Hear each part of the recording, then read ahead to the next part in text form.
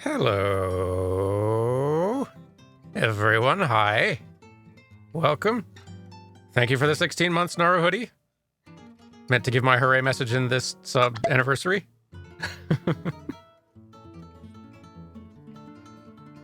Well, thank you for being here. You too, Slughard. Thank you for 2 months. Howdy to you too. Also, Fem of Center, 16 months from you as well. Don't think I didn't see. And you, Absolute. Thank you all, and welcome. Also, Rob Raccoon, 16 months from you as well. Congratulations, and thank you. And Sigtao, hello, 11 months for you. Whew, missed a bit, made it this time. Oh, you missed nothing. I've said not a thing of substance. And I may not later either, but now you're here for it. Welcome, everyone. I hope you're doing good. How's the stream doing, generally? Quality-wise, audio. It's not a lot to see yet, I know, but just want to make sure, you know? Thanks for the 16 months, Midnight Skyus.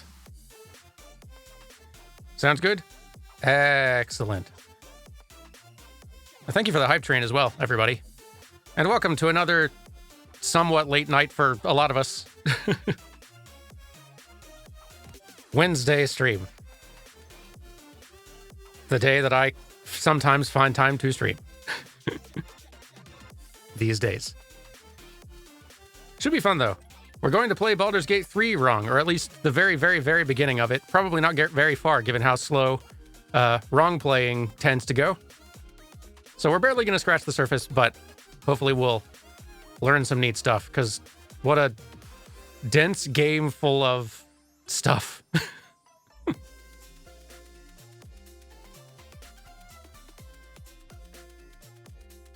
Should be an interesting one. Can you wrong play a character creator? Probably. Like, especially anyone that has some animation in it. I guess it depends on what you're looking at, right? Because, like, a character creator involves design as well. Like, even if it's just UI design and art design and the design of the tools you give the player for crafting their character and how you present that, right? For animation, maybe not the most to dig into unless the characters are just animating a whole lot there, but, you know. Honestly, I'm thinking we're going to probably... Some of you are hypothesizing we would spend all of the stream in a character creator, and we certainly could. To prevent that from happening, I'm actually going to suggest that we go with one of the origin characters rather than creating our own and just launch right in there. Because, it's not like we're kicking off a whole Baldur's Gate 3 playthrough here. I don't expect I will ever in my lifetime complete a Baldur's Gate 3 playthrough just on my own. No. This time we're just getting in for analysis.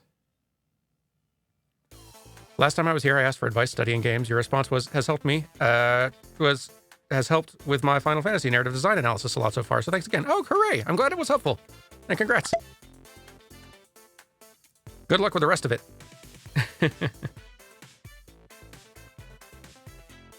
And also thanks to the rest of you who are resubscribing while I'm not paying attention. Thank you for the 11 months, Chroma Capybara. And the 16 months, Melkroth. Yay for wrong plays indeed. I agree. We haven't done this in too long. I want to make a point this year of, in the times I am able to stream, even if it's once every couple of weeks for a couple hours on a Wednesday, we should spend more of these streams jumping into some recent release and wrong playing and analyzing. Because it's fun. And now my cat wants out of the room. I told her this was going to happen. And she ignored me. Hang on. Cat, ooh.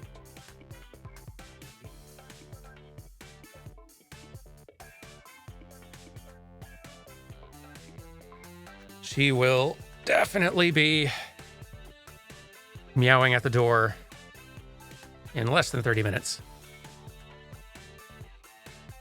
Asking for an explanation for why I would dare close her outside of this room.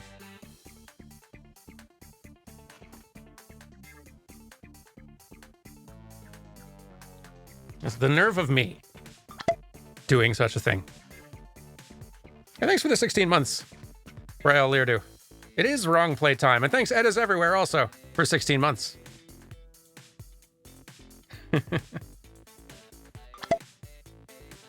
This should be fun. There's only so many ways in which I can do anything with this game on Playframe or here on here on Twitch, given its sheer size. Like, there's no way a full playthrough of this would be even remotely feasible.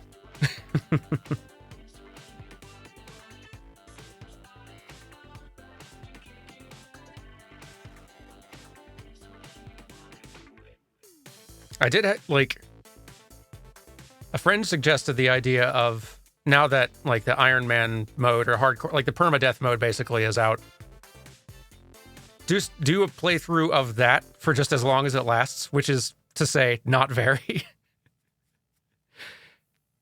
Everything just has to go wrong once and the playthrough is done. That's the sort of Baldur's Gate 3 playthrough I feel like I could manage. High stakes. Honestly, it could be fun. I don't know when on earth we'd do it, but that could be a pretty fun, very high stakes. Like, how long will this playthrough last? Let's find out.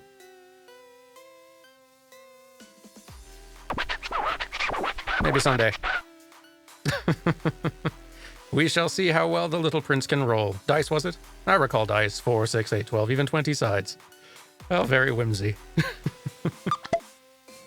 Oh, thank you, Roguelink, also for the 16 months. I'm falling behind already. Very behind. Petite Bloom, 12 months. Thank you very much. Roguelink, 16 months. Thank you. Waloo, 15 months. Ashton, 16 months. Arms, 2015, has subscribed. Thank you very much, and welcome. And Rebels Without Applause, good name. 7 months. Thank you very much. Just stopped playing Baldur's Gate to watch Dan play Baldur's Gate, and I'm so excited. I, too, am excited. I should stop stalling, too. Otherwise, we're not going to get anywhere. So, let's switch on over here. There we go. Is the music still playing? Music? No. Stop. Quit it.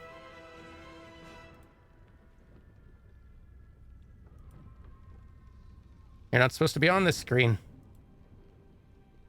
There we go. That would really change the vibe of the Baldur's Gate experience, I think.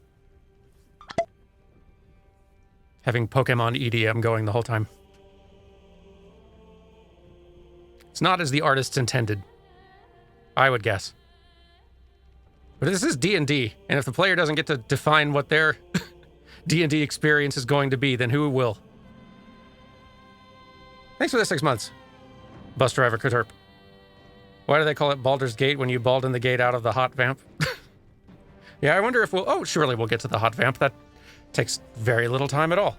Unless we really, really wrong play very slowly. So for those of you who are... hang on. First a question. Have you ever played Baldur's Gate Dark Alliance? It was one of the first ones I ever played, and I loved it. I don't think I ever did. Like, I saw... It was one of those things that I saw on the shelf at Blockbuster all the time. Or, like, at GameStop. I saw it around a bunch, but I didn't really start experiencing D&D until...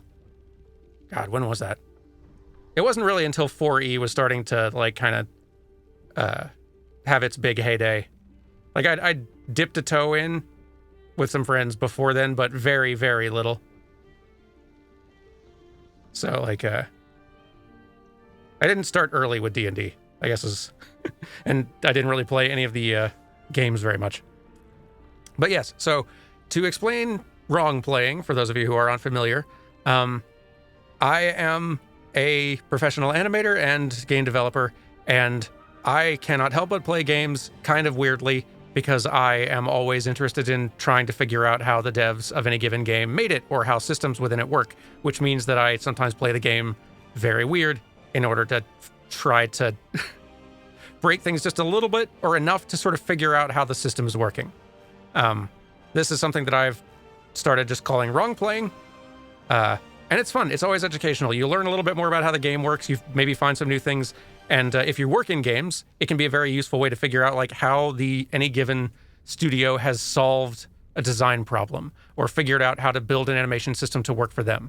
And sometimes those, like knowing those existing solutions can be useful for your own work when you're trying to figure out how to solve your own game's particular set of design problems to create your own kind of experience. Yeah, removing the analyze this animation channel point redemption thing did make sense after a certain point because I'm kind of doing that all the time anyway.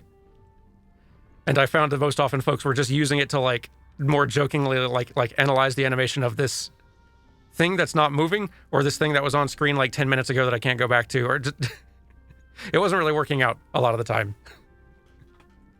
It may come back someday when it makes sense.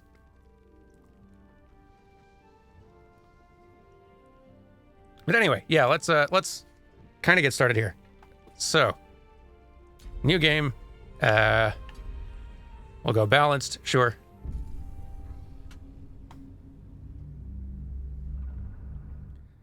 And yeah, with the game this dense with stuff, with this many systems and this much flexibility as a player to interact with those systems and bounce them off of each other, I imagine there are endless ways to like play this game. It's amazing how much this game reacts to and works with your wide range of choices. It's bonkers.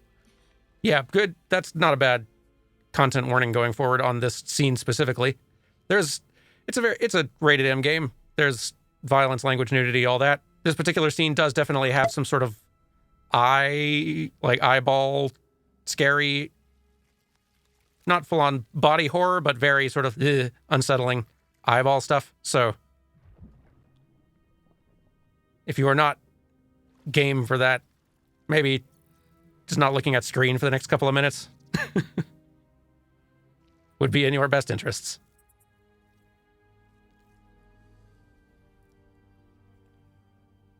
Really gorgeous pre-rendered cinematic, though.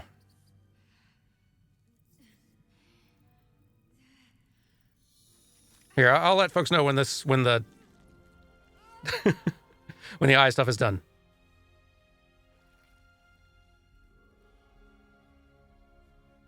Thanks for the 6 months, by the way. Mistakes were made. I guarantee, both with my luck and with the way I'm going to be playing this, mistakes will be made again. Okay, eye stuff is done. You're free. Anyone who wants to be able to look at screen again. Okay, now for character creation, which, again, yes, we could absolutely spend all day here. And we may spend a few minutes here because it's like, I think Larian does just make some interesting choices with their character creation menu. But we are probably going to go with a origin character. Basically just taking one of their pre-made party members who are all great and just play one of them. If we were doing a full playthrough, absolutely, we would make a custom character because I think that's more of the intended experience, but this is going to be a lot faster. Like across the board, my biggest kind of like thesis around the animation in Baldur's Gate is that, there's a lot of it, but it's not like it's super polished or anything. Like most of the animation that in this game is fine, serviceable, nothing amazing. Like it's nothing generally more polished or amazing than I think you would see in like Dragon Age 1 or one of those other like some other Xbox 360 PS3 era game in terms of polish anyway. And that's fine because like it does the job that this game needs and it works really well. The triumph of this game is that they took the very bold move of motion capturing all of their voice actors for pretty much everything they recorded, which means they have a bespoke animated performance for almost every line of every conversation in this bonkers game.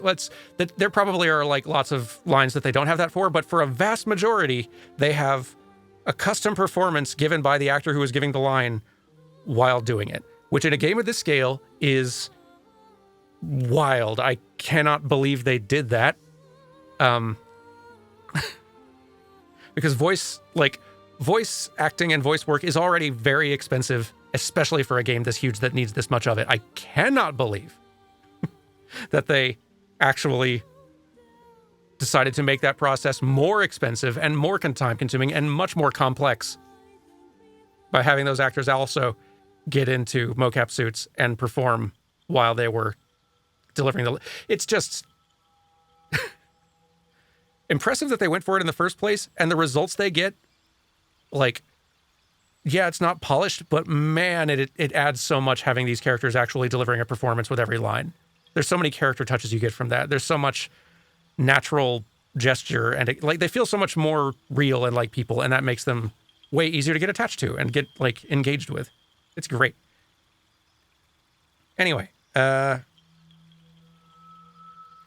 the PC version, the face doesn't move when you test the voice. Do you suppose that's because it would be more work for something so small? I'm guessing that's a bug, probably. Like, if something not working specifically in the PC version of the game seems like something that would be not intended. Especially something like small like that. Anyway, so let's see. Animation-wise, though, yeah, there's not like a whole lot to see here other than like the kind of idle stances and fidgets and almost kind of like overdone motion on these origin characters when you select them, which I do like because it does... Hang on. Because it does mean that like you are getting a little bit of character in their in their stance there. Like Lizelle feeling like she just... Even just standing here in this environment, in this air, is uncomfortable and she hates it, but she's going to tough it out anyway. Like, look, this is sort of like, like, was that a bug? Is that just how this air feels? I hate it. It's very grumpy, this one. A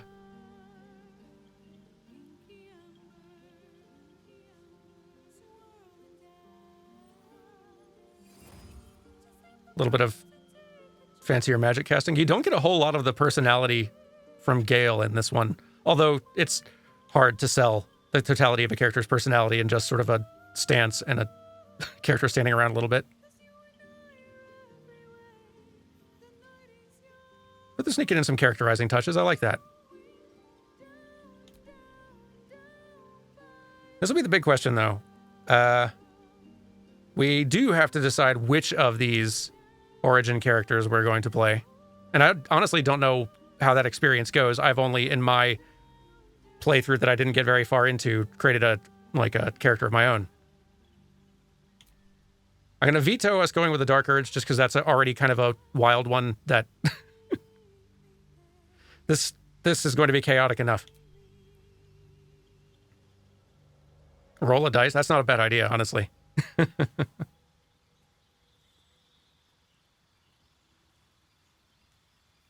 I'm down for that, actually. Let's see. Hang on, before I fall further behind. Hey, thank you, Joan. Hang on. Whoa, it's Joan. There we go. Thank you, Whoa, it's Joan, for 2 months. Is wrong playing Baldur's Gate just playing Pathfinder? Something has gone wrong in that case. An error has been made. Is it wrong playing? Who can say?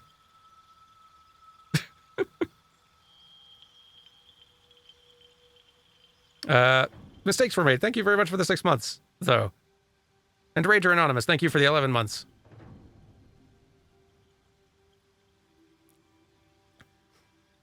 I guess Derman Lalafell isn't an option. Yeah, not especially. And honestly, I think I goofing around did sort of try to make a little Derman like halfling or something at one point. But the problem is that like D&D halflings, or at least as they're presented in this, are real gremlin-y. There's not a lot of cute value there in the gnomes and halflings of this game, and that's fine. This game isn't really banking on cute. But let's see. Do I have a dice line around here? In the immediate vicinity?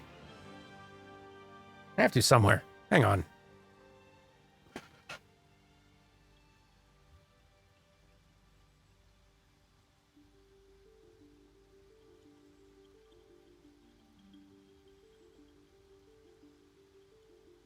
I refuse to believe that I don't have some dice close at hand around here. Hang on, where is... Come on.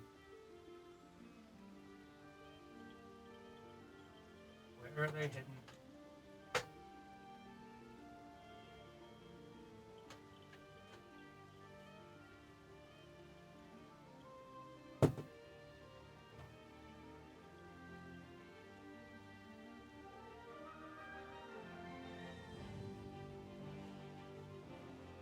I know where I kept the dice at our old place. Ever since moving, I haven't really had an occasion to, like, play D&D with physical dice.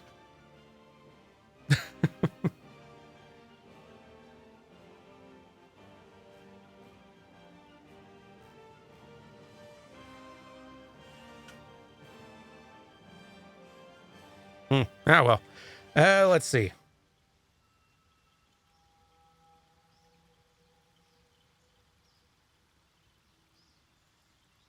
There have to be dice around. I refuse to believe this.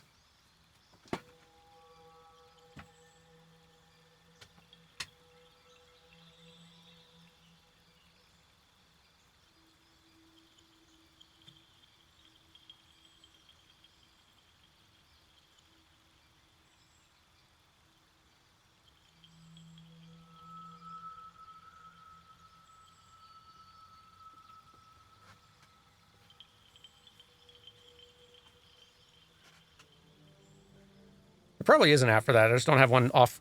Don't have one on hand. It's where I'm playing digital D&D, and I feel like I've shown up unprepared, not actually having a physical dice around.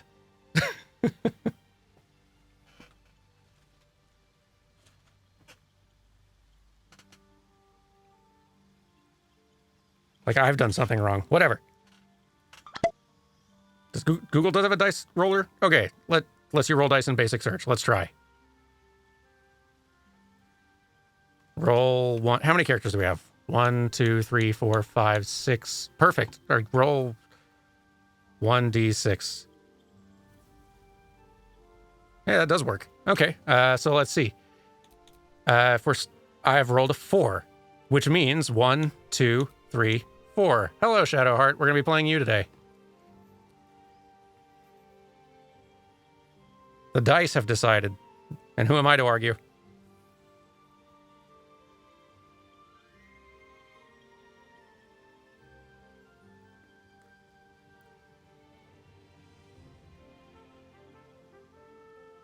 Are we getting... Hey, bot. Welcome, and as soon as I can find the correct button, goodbye.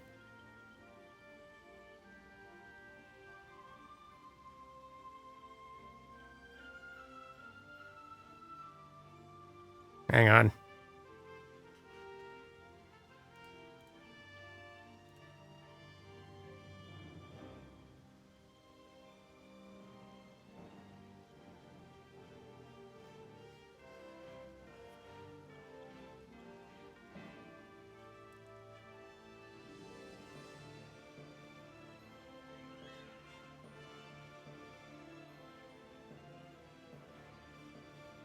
Think I might already be handled. Okay, cool.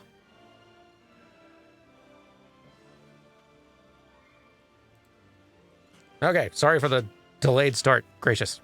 Anyway, we have our character. Also, this is such a neat, weird little touch that Larian does and has done since Divinity Original Sin.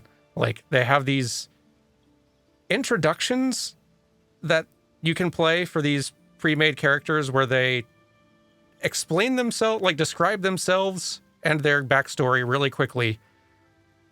Almost like a Shakespeare character giving a little soliloquy. Like, it's very like theater. Like, watch.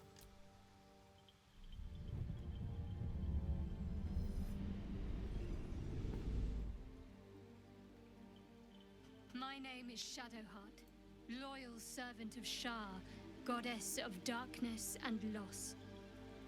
There is little more I can tell you than that. My Lady Shah tasked me with a mission of such secrecy that I surrendered great swathes of my memory in order to safeguard the knowledge of it. That was very quiet. I'll turn it up. All I know is that I must bring the artifact I hold to Baldur's Gate, and that nothing can stand in my way. My goddess is watching.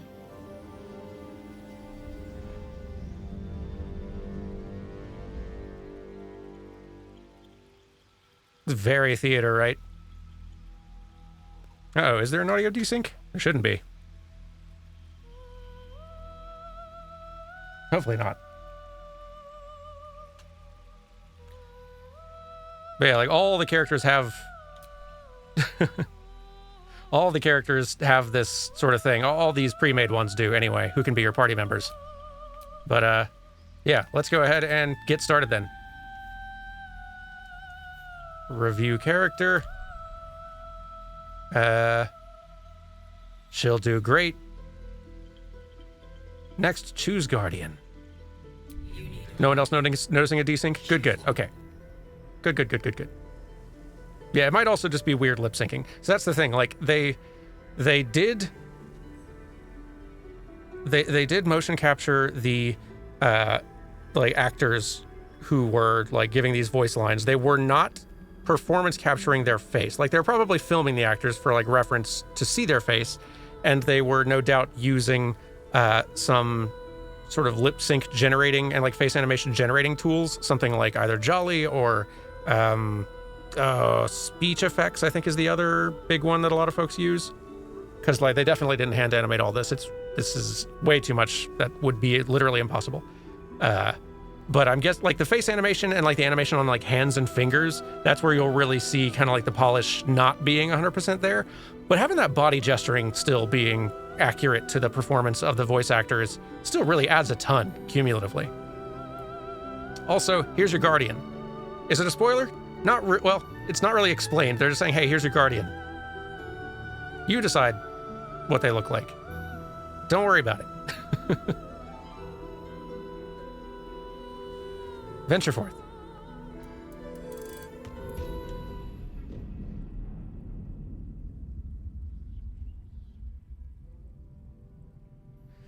That is one of the reasons, though, I think the devs say that if you're going to play, they recommend creating your own custom character, because even though you can just jump in playing one of your party members, basically, you'll probably have a much better time kind of getting to know those characters as a third party, slowly like meeting them and talking with them and learning about them, as opposed to being them and experiencing their story firsthand. But for our purposes, this will work.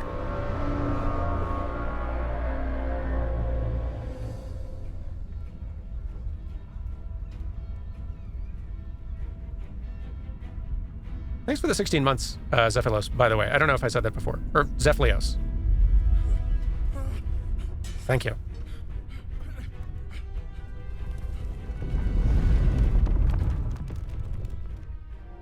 I do really love the intro cinematics to this.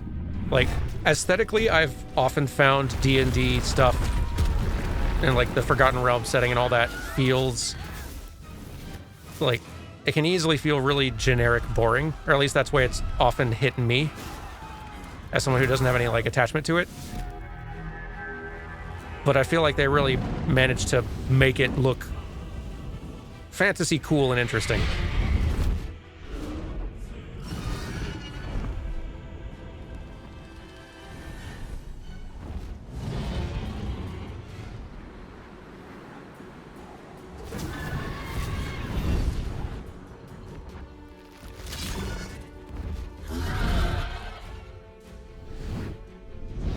Was that the Wilhelm scream? I have it pretty quiet in here on my audio, but I'm guessing yes.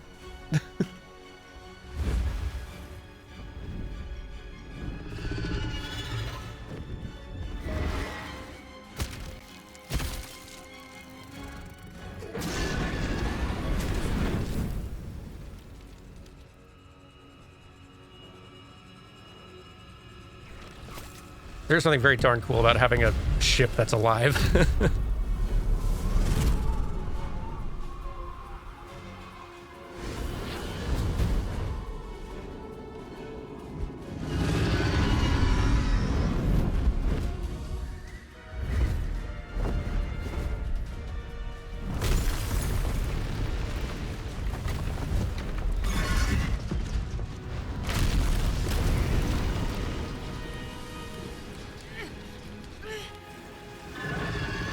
Such a good intro. What a masterpiece of a game.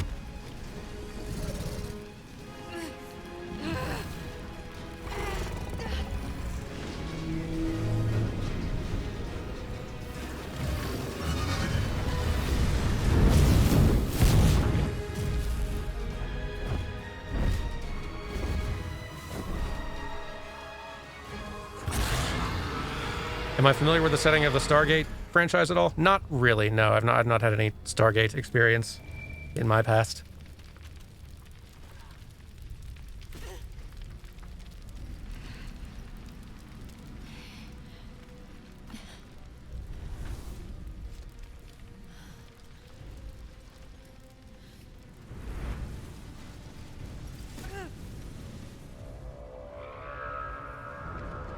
There's some fun living ship stuff in one of the spin-off series. Oh, cool.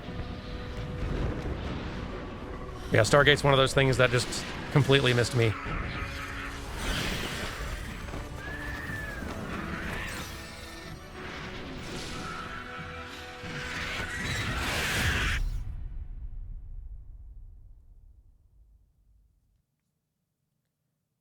And now I think we begin. So how does this work if you... Your mind reels, stomach churns, legs struggle to find their footing. Fire and chaos assail every sense. Ah. Shut your eyes. In the dark, Lady Shah can guide you. The mission, the artifact. Many were sent to retrieve it, and now only you remain. You must survive and bring it to Baldur's Gate. To the Mother Superior. That's really cool. So like, I've never seen what the game starts out like if you create one of these, if you go with one of these origin characters instead of a custom one. And the fact that they do have, like, you do wake up in the same spot on the ship, but the fact that they immediately give you some like character specific objectives and like flavor makes complete sense, and is so it's so cool how different any given playthrough of this game can be. All right. We should definitely start by retrieving the artifact, I feel.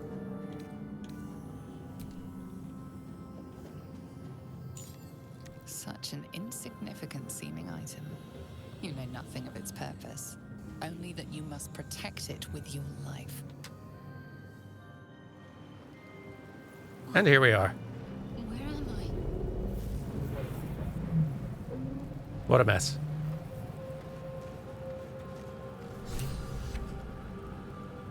Let's like look at general animation here, just the basic locomotion and all that.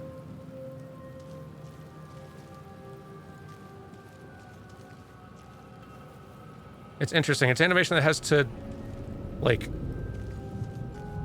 it has to work and read okay at great distance, because generally, like, if I switch to mouse and keyboard here real fast, like, traditional Baldur's Gate view experience is this, right? Let's try this way.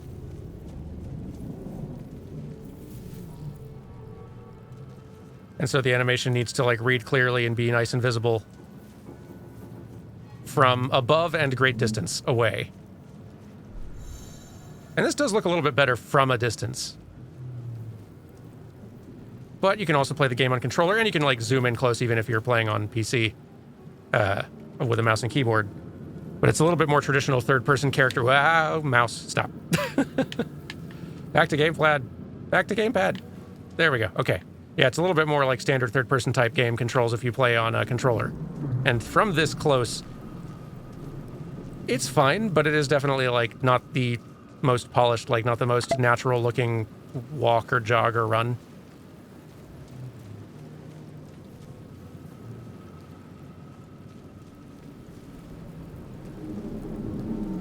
But it's serviceable. It like gets the job done. It's fine.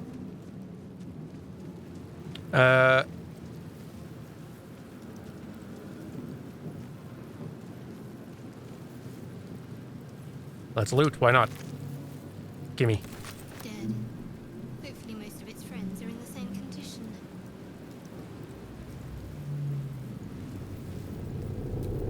Empty. Goodness. Hey, thanks for the 4 months. Lord X33N. Sorry, I don't know how to... Lord Zine? Hello. Regardless. And thanks for the 16 months, Zorlok Dark Soul. Welcome. We're playing wrong, but not very wrong yet. We've only just started. What is this thing? I feel Is her lips, like, is her lip sync actually, like, going specific for that line, or is her mouth just sort of, like, generically flapping when she talks? In the sort of just outside of a conversation scene, just in standard gameplay. If she says a line, can I find something innocuous for her to look at? Someone else made it then. It's hard to tell from this distance. Given that they're, like, probably generating, like, using a tool to kind of, like, generate lip sync for most, if not all, of the dialogue in this game, I don't see any reason why not to do it for these lines too. Even though that could end up being a whole lot of animation data that they for lip sync that even when the camera is at its closest, you still can't really make out that much.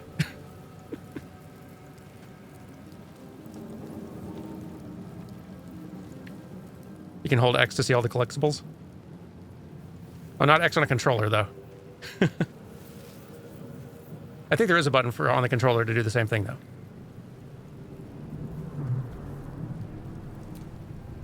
This is the pool that thing came from. The parasite now writhing behind your eye. Here, let's do an investigation check. Skill checks. Some dialogue options require a skill check, a dice roll that must meet or exceed a target number. Your character's skills add a bonus to this roll. Let's roll the dice. We have no bonus on this character. Yay!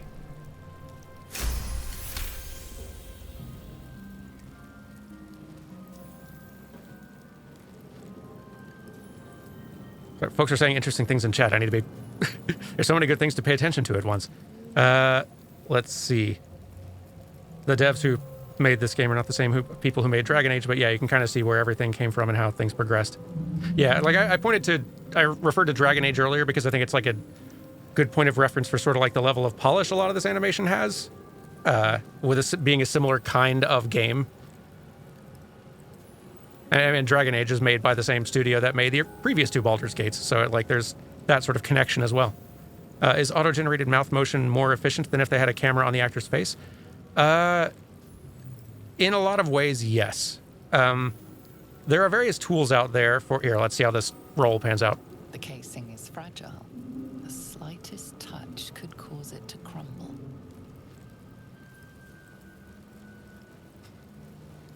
I do love her very uncertain face looking at this. Perplexed. Reach toward pool. Ouch. And Shadowheart takes 4 damage out of 10.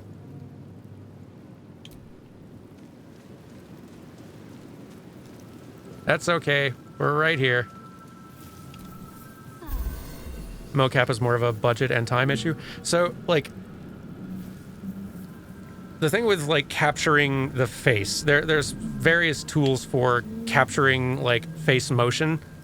And that technology has been getting more impressive. Like, there are even some tools that you can use that, like, use your phone camera to capture some basic phone, like, face motion data.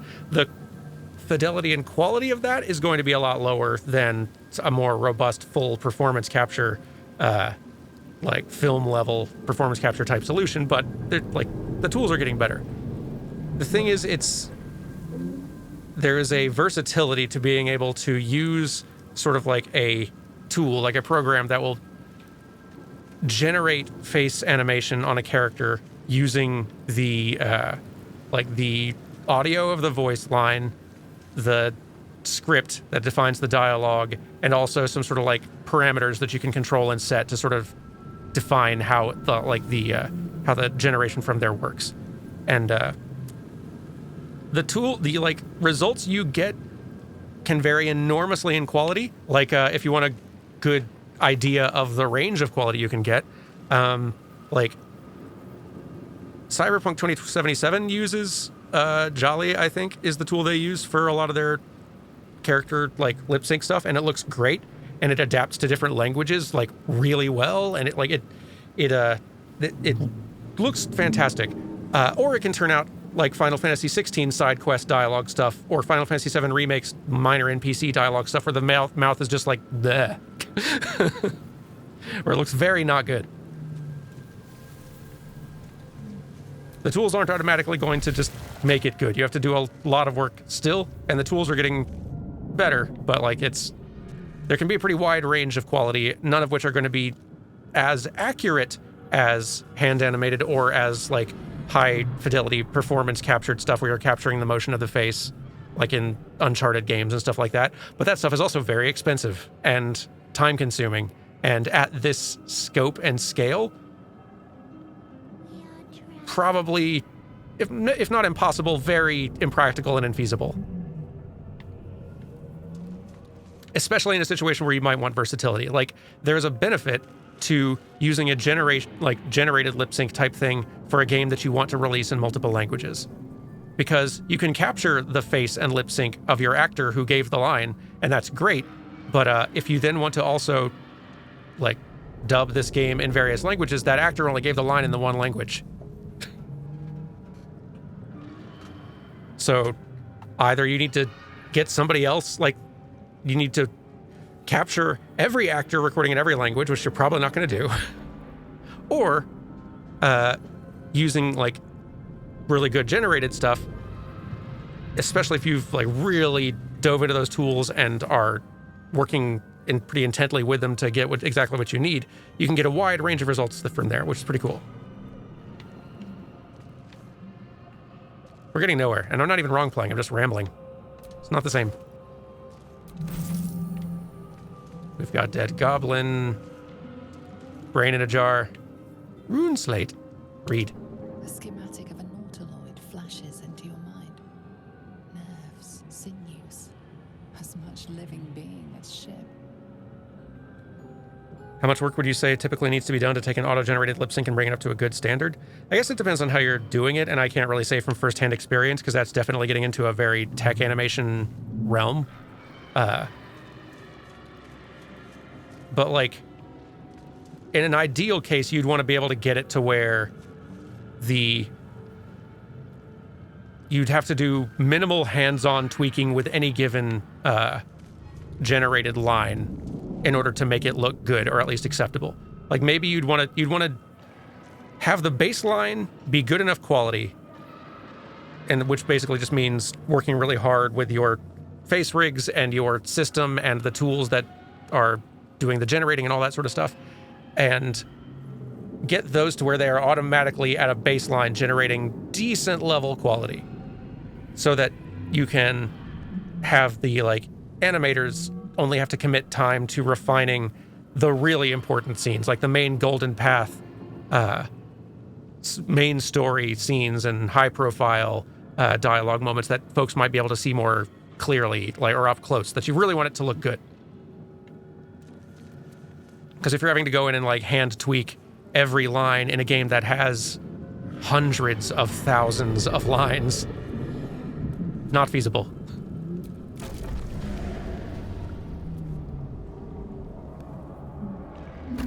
The real nightmare of an elevator. We are trapped. Speaking of nightmares,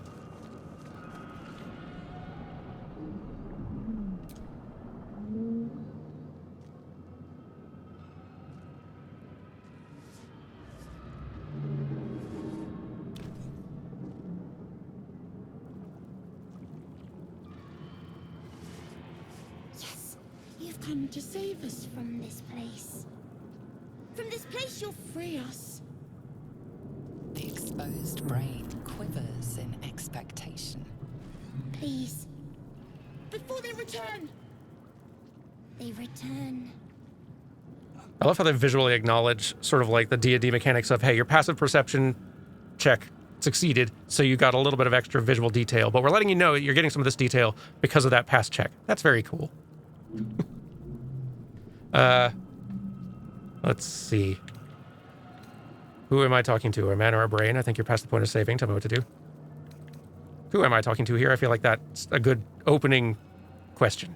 A newborn. Born new from this husk. You realize you're talking to an intellect devourer, a minion of the mind flayers who abducted you. Oh dear.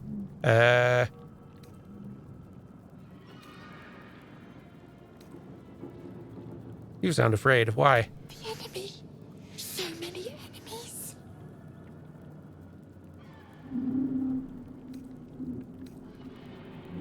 I think you're past the point of saving. Tell me what to do. Remove us from this body.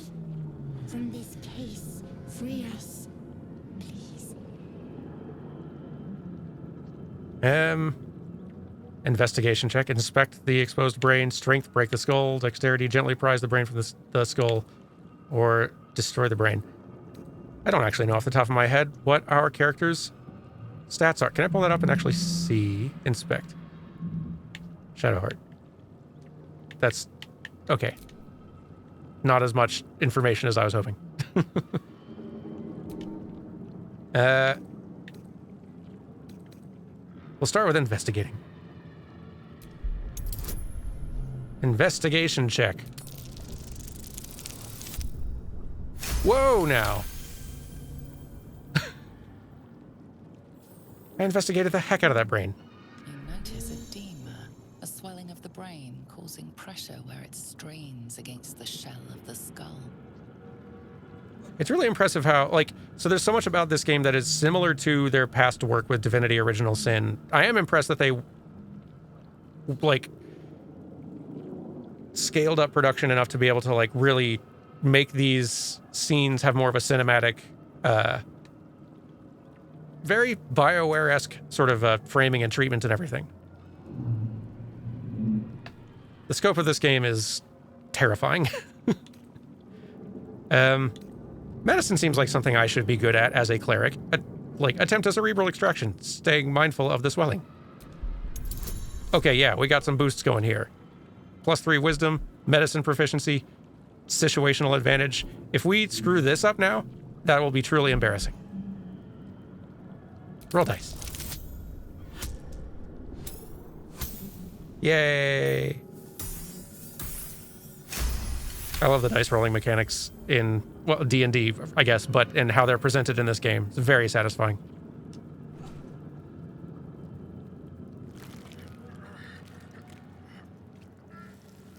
The brain lifts from the skull, but you notice an opportunity. You could cripple the strange creature, making it more subservient, should it prove a threat. Don't really know Shadowheart well enough from my own playthrough to roleplay her super effectively. Will be nice.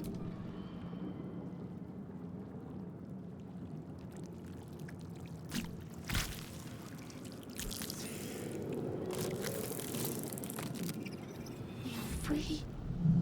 Our freedom is ours, friend.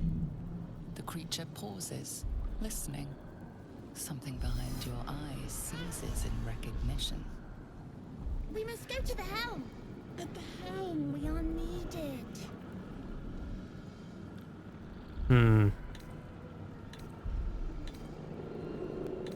What do I call you?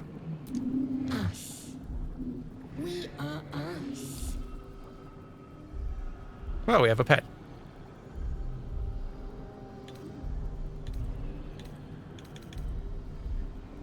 All right, let's go. To the helm we go. We are going to the helm. Whoa.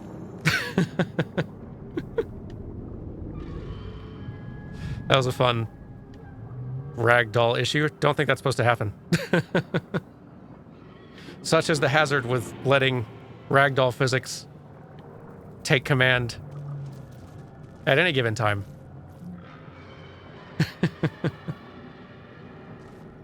Yeah, no one ever said this game was bug-free. Oh yeah, nor could it ever be, I don't think. I don't think any game that is this big, that has this many systems that interact in this many ways, there's no way you can get all the bugs out of that. There's no way. And that's fine. If occasional bugs is the price you gotta pay for a game that gives you this much D&D style freedom and flexibility, then wow, what a great trade. Ooh, a tablet. 1,000 years of humanoid history. Elves, dwarves, humans, and more flash behind your eyes.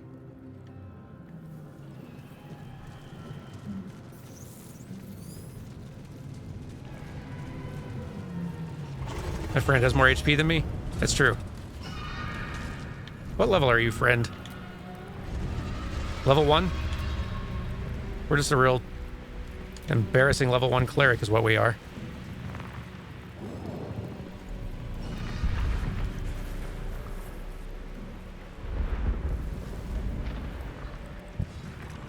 It sort of suggests our brains have more HP than the rest of us do, which...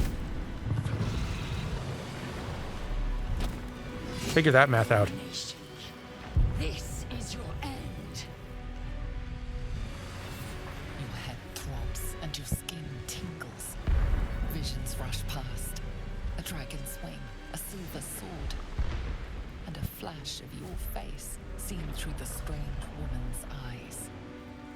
Oh, my head. What is this? You are no thrall. Blackith blesses me this day. Together, we might survive. The artifact. You and others were to seize it from the Githyanki.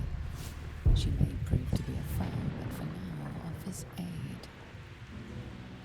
Like, even though it's not polished, I do think they've done a good job with, like, the sort of neutral-ish expression poses that characters settle into, especially since they're probably going to spend a good while in these sort of idling moments between lines of dialogue while the player spends a while thinking about which choice they want to do, agonizing over their choices. You do still feel like that life in the character's eyes, and it doesn't feel like they're sitting there impatiently or like they're just blanking out for a moment. Like, they still feel engaged. And a lot of times their expression matches the mood of kind of the moment. I think they've done a good job with that a lot, like, quite well.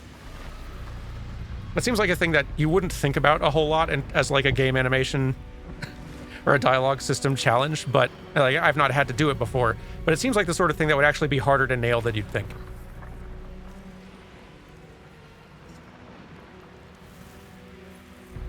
So, let's see. Who are you? Who am I? Your only chance of survival. Is this flirting? We need to figure out where we are. We can do nothing until we escape. That must be our priority. First, we exterminate the imps. Then we find the helm and take control of the ship.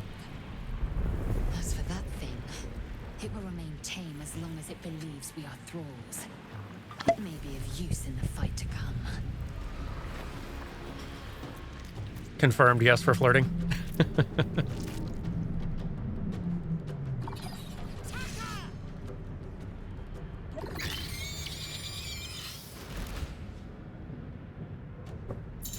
feel like how the conversation idle doesn't look like it has an obvious single loop. Yeah, I agree. Yeah, like it definitely does have some point where things are looping for sure, but like it's not immediately obvious.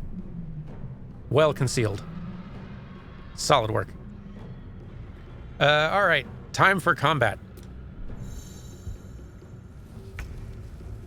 I'm not great at at D&D combat in general, and certainly not in this game either, but we have fun. Brain, attack that, please. You're the one with all the HP. Let's see.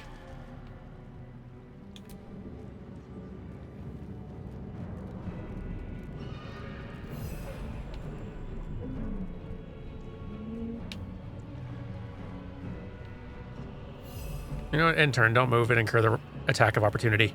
What's the plan?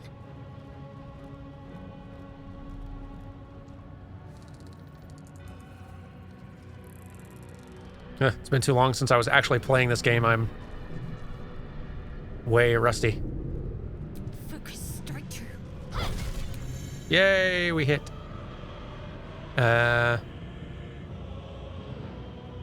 Are there any bonus actions I'd actually want to do here? Shield of Faith, Healing Word. I feel like maybe these should be saved. Yeah. No, we're good for now.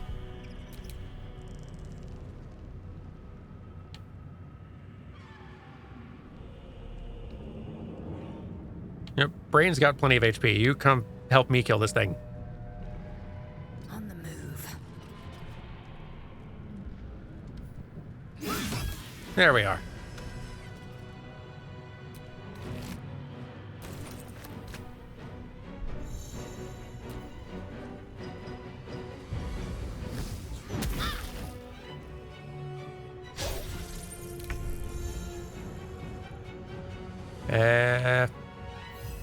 Brain, finish the fight. Thank you. And sure.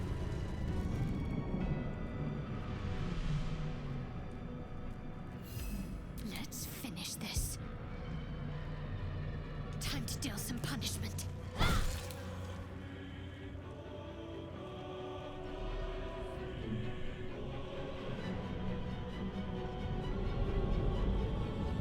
am fury. I am death. Finish it. This is your end. Lae'zel, you've embarrassed yourself.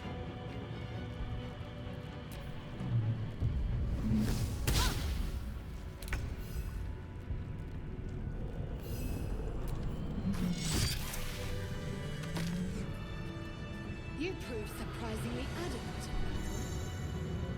Now, to the helm. I didn't miss a point-blank shot, Lae'zel. I don't know if you want to be like pointing fingers on the adequacy front.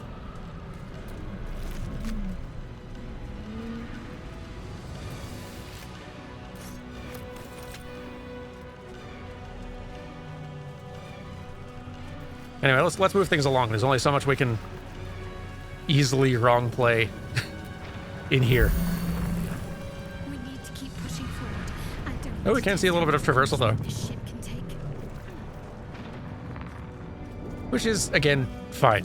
Like generally, the level of quality on all the animation in this game is just sort of at a level of fine.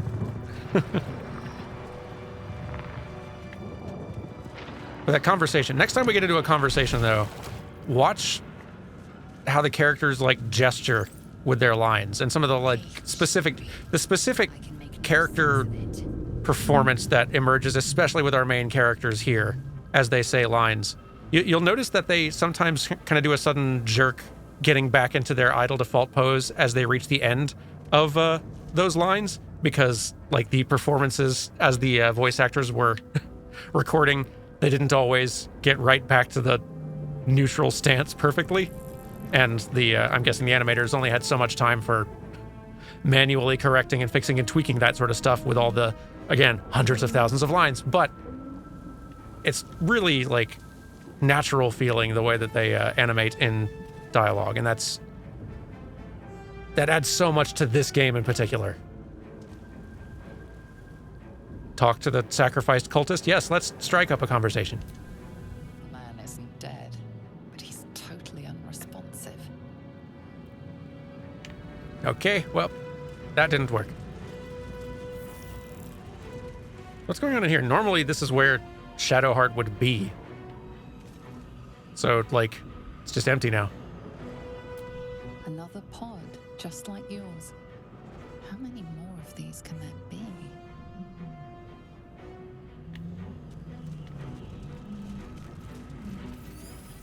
So yeah, I guess normally we'd be trying to get Shadowheart out of that pod there, but now we can just sort of move on with our lives.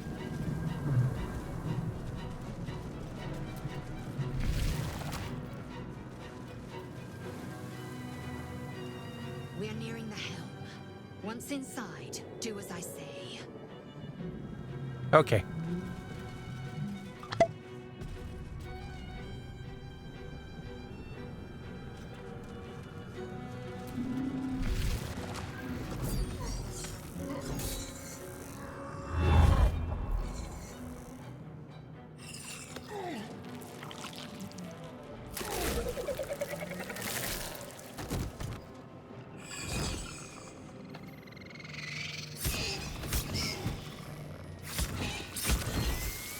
At least the Mind Flayer is also having a bad day. Just throwing this out there, if you make a playframe series for this game, you're pretty much set on content for a year. Just 1 year? I feel like this is 2 years minimum. We will deal with the gate after we escape. Connect That would not be a good idea. nerves. We will connect them. I don't think that's going to happen. Again, unless we do like one of those Iron Man runs where the playthrough only lasts as long as until we have a full party wipe, which may not be super long. All right, so we've got a lesser imp here, lesser Hellsboar here, another imp, Commander Zolk with 150 HP, level 8. We should not engage that one. We should probably try to book it for the other side.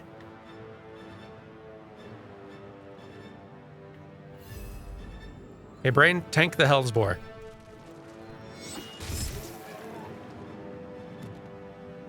Or kill the Hellsboar, that's fine too.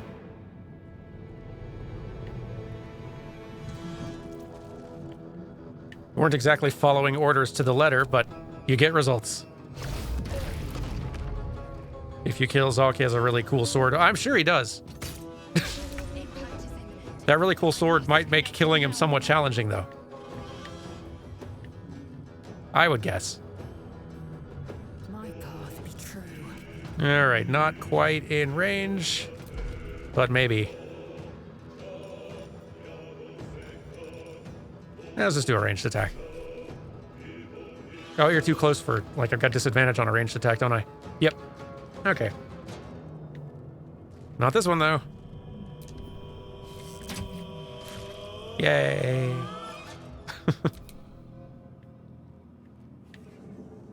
Let's book it. Let's run. Where is it? Dash. There we go.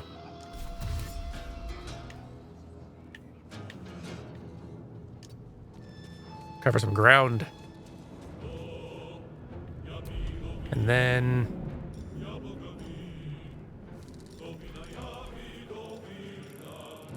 we're doing fine.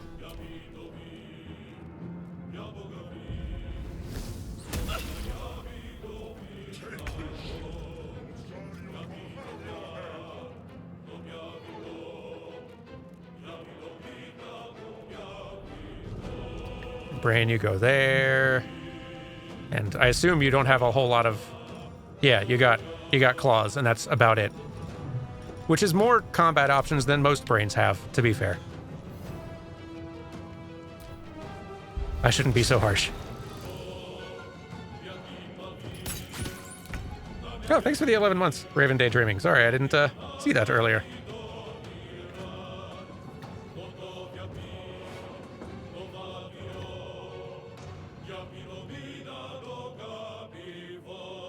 I feel Lazel would definitely murder this lesser imp. If given the option. I was correct.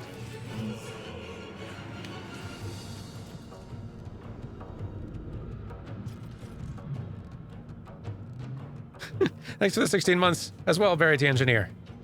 Yay, more playing games wrong. Here's to chaos. I'm sure things will get plenty chaotic. Let's just dash some more. Let's just book it.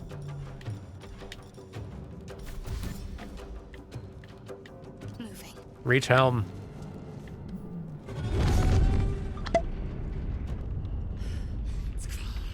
Hurry before they strike. How's game audio, by the way? I turned it up quite a bit for, like, character dialogue to be more easy to hear. But I don't know if that's making everything else super loud, too.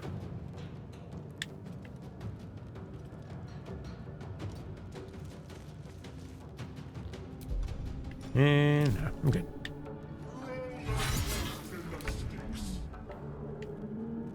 Brain, attack. Still a little low? Oh, okay. This is fixable.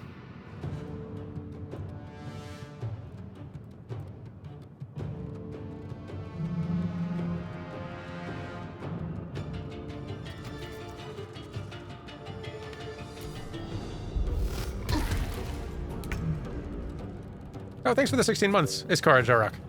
Will Dan embrace the dark urges?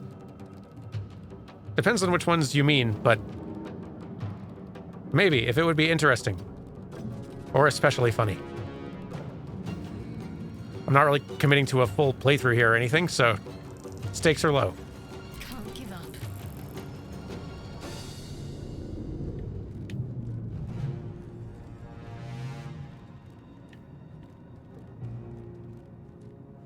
On my way. Let's start working on clearing a path through here a little bit.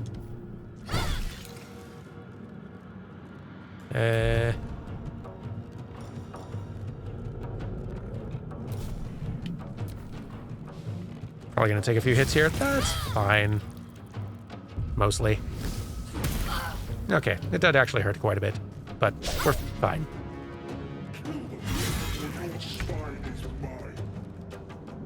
Brain, save me. Ah, you can't run fast enough to save me. Oh well.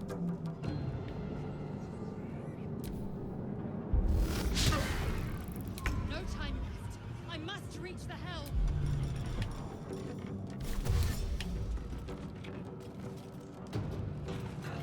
Get yourself in the fight, Lizelle. And... heck. Almost strike the thing. Ah, it's saved. Oh well, took a little damage at least, that's something. Need to stay focused. I don't know that I want to... Yeah, I guess I do, actually. I do need to... get myself to this thing. Don't gotta kill everything. Disengage is here. And then run for it. Forward, Istik, before more Not close enough? Dang. Well, healing word then, just to play it safe. Take your heal. There we go.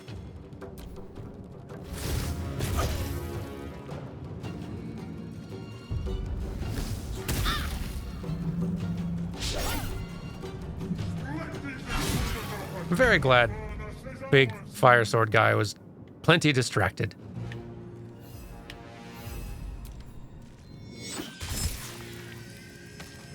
Good murdering, Brain. You show him.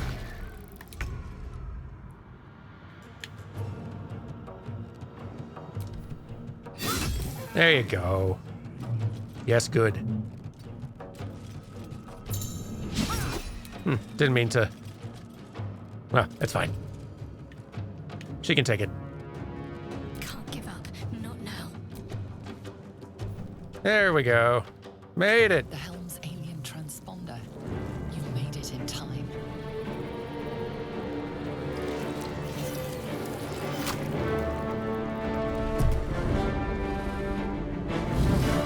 I wonder if they had to do any custom animation adjustment work to allow all of the origin characters to do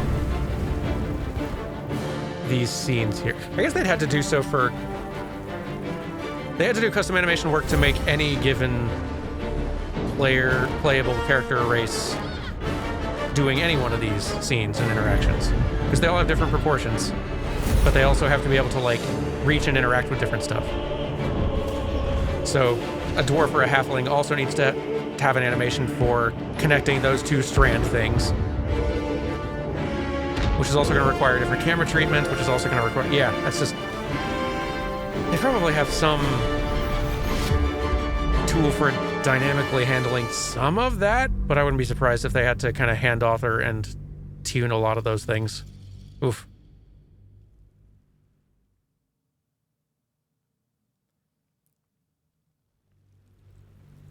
Thinking long enough about a game of this scope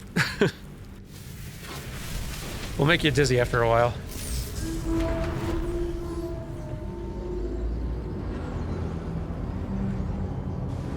What an incredible production achievement.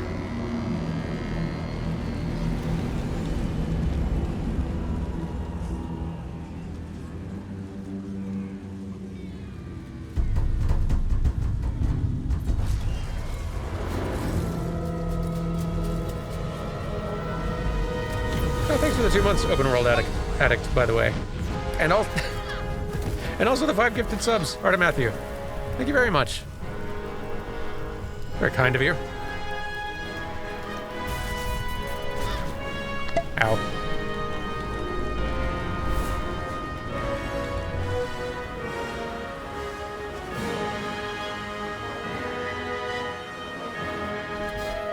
I know they were trying to sort of sell the feeling of like sort of wind being like kind of jostling you and like buffeting you as you fall there.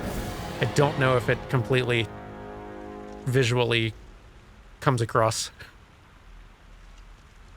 Don't know if it's just needing a little bit more effects or if the camera needed to be shaking a little bit more as well.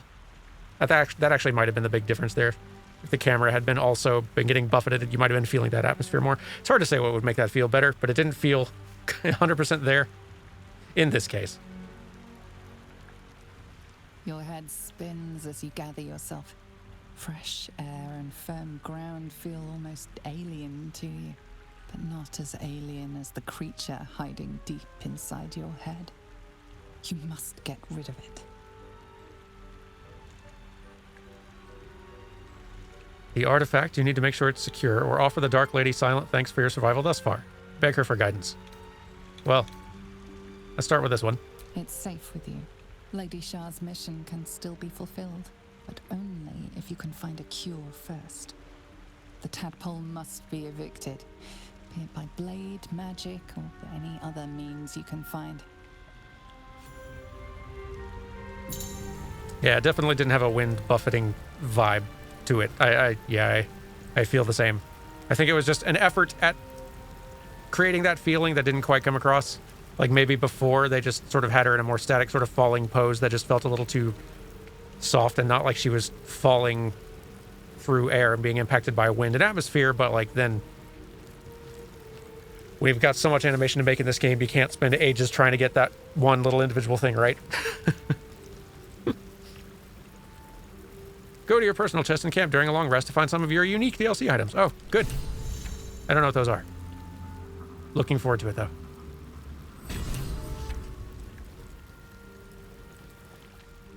We need to get some more playable characters in here so we can also see... Shadowheart talking with some of these other characters and, like, getting dialogue with her. Because I love, like, because they did mocap the actors for all these lines, you start getting cool little unique character touches in their performance that are unique to them that you would not get from just a standard conversation system type thing. Like Shadowheart, the way she kind of like shakes her head pretty frequently as she talks, which then kind of like jostles her like long braid ponytail type thing, like ends up feeling like a really distinctive character trait in the way that she moves and talks, different from everybody else, which they only get because they literally just, that's what the actor was doing. And that's cool. I can't believe they took this approach. But boy, does it wild that, like, what a huge production gamble that pays off in huge ways for this game. I'm amazed.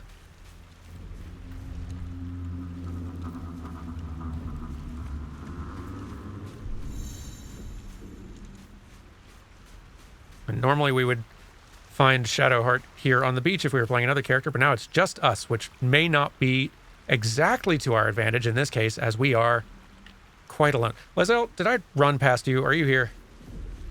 No, she's not. She's somewhere else. We got to get best girl Karlach.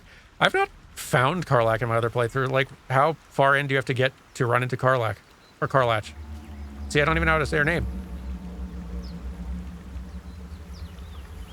Thanks for the 16 months, Chutara, by the way. That was like 5 minutes ago, but thank you. Not very far? Cool. Y'all can direct me to this character. I'd love to meet them. Karlach, thank you for the clarification. On the character whose name I've not heard said out loud in the game yet.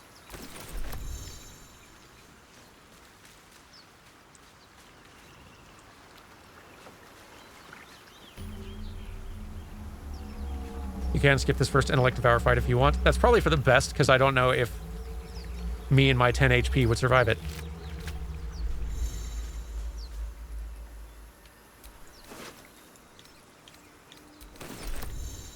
Some sort of chattel or sepulchre. But dedicated to whom? Locked.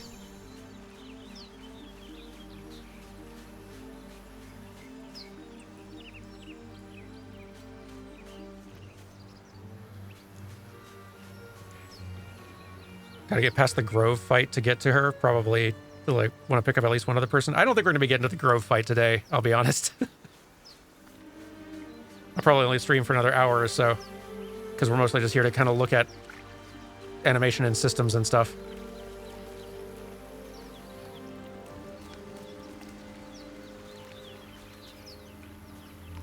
Do they have much IK going on at all? Like, are they bothering with it? I don't think they are. Like, a little. Okay, so they do have some IK going on, because you can see, like, a difference in how far, like, one foot is down over the end, like, that her right foot is also clearly on a slope. I think this is a case of, like, the navigation mesh being way, way simpler than the geometry of the environment, actually.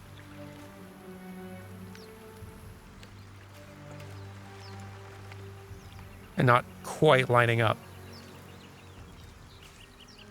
Being pretty far off, actually. Or at least it feels very far off this close up. And then from standard Baldur's Gate view, not even noticeable. Can he climb the rocks near the door? Didn't even think to try. Out of the companions I've seen, which do I think has the most personality? Honestly, it's real hard to pick. They are all extraordinarily good.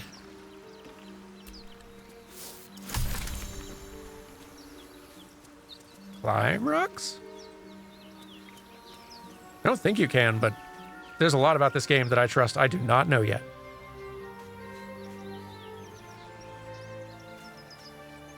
My only animation gripe I have is when taking over a character makes the TAV performances take priority over the custom versions you'd see if they were just near party, and only one of them can get reactions at a time. Oh, I see.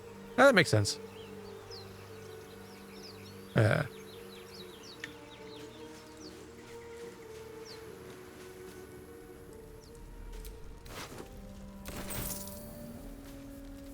So we're probably going to want to be settling into some kind of sneak mode here.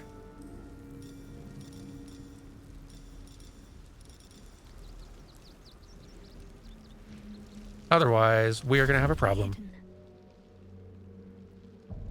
What's the hotkey for quick saving? That's something I should probably... There we go. Gonna need some of that.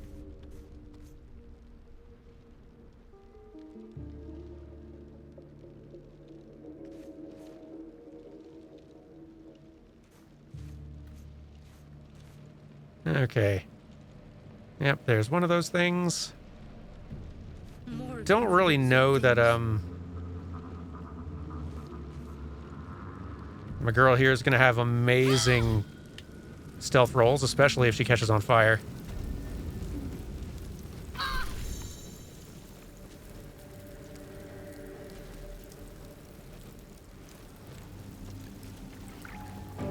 Guess we could do a short rest.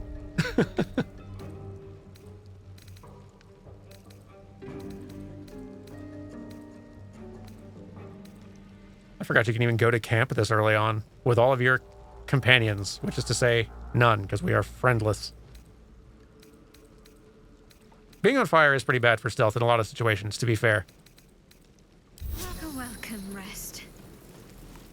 We really can't blame Shadowheart for this. Unseen. Perfect. She is not uniquely ill-equipped to sneak while on fire. Just the regular amount.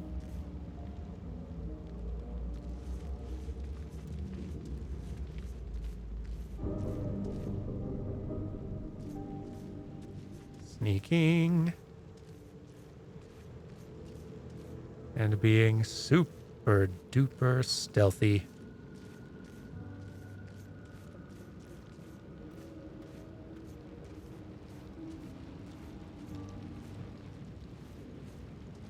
And successfully so, to a degree that surprises me. I didn't think that was going to work.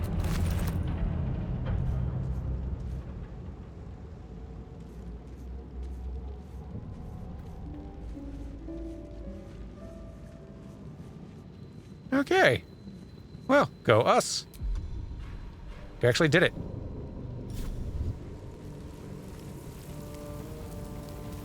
Now, there's some friend over... Ah! Here we are. Now we got us a party. Hurry. I've got one of those brain things cornered. There, in the grass. You can kill it, can't you? Like you killed the others? I haven't really killed anything here yet. Kill it yourself. You look capable. I was hoping for a kind soul. Well, not to worry.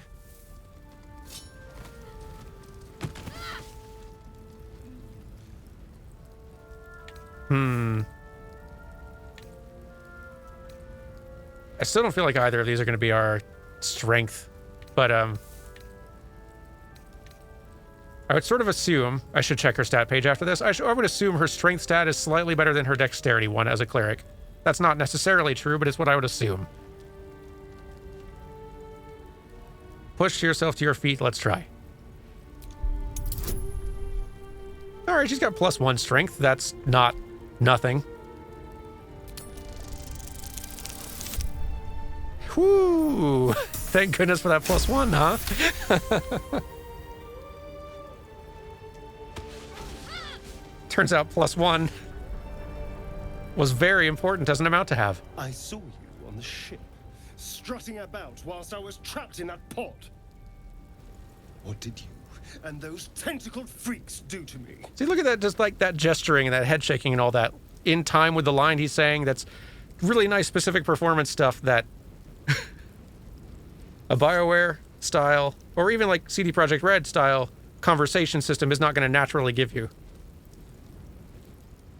It's really amazing. They snatched me up too, technically. I'm not an idiot. I saw... Ah! Your mind twists. You're looking out of unfamiliar eyes, prowling dark, busy streets. You try to hold the memory, but it fades to the worm. The light, the fear. What was that? What's going on? Honestly, I have no idea. It's those tentacled monsters. Whatever they did, whatever they put in us, just created a connection. They took you too.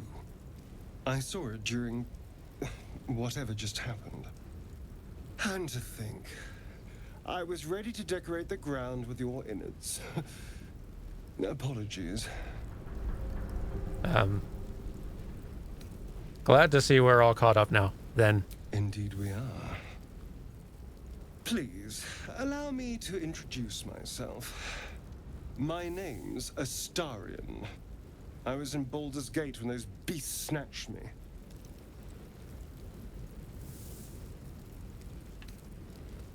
I don't feel like Shadowheart would share a whole lot of information about herself. In my experience, Shadowheart sure loves not sharing a lot of information about herself to those she has just met. A pleasure. So, do you know anything about these worms? Unfortunately, yes, they will turn us into mind flayers. Turn us into...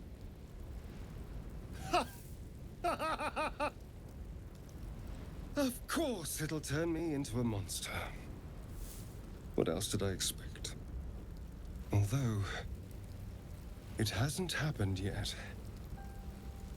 If we can find an expert, someone that can control these things, there might still be time. You should travel with me. Our odds are better together, by which I mean my odds are significantly better if we are together. You know, I was ready to go this alone, but maybe sticking with the herd isn't such a bad idea. And you seem like a useful person to know. Thank you. All right. I accept. Lead on.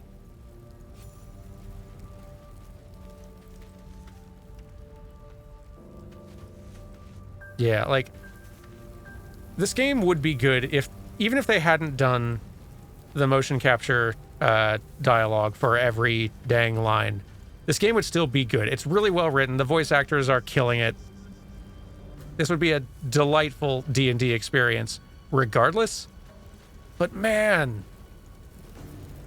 the performance physicality you get from each of these characters in these lines, as much time as you spend in conversation in this game with a bunch of characters, getting to know them and persuading them and negotiating with them and trying to figure them out, like, what a huge win for this game in particular.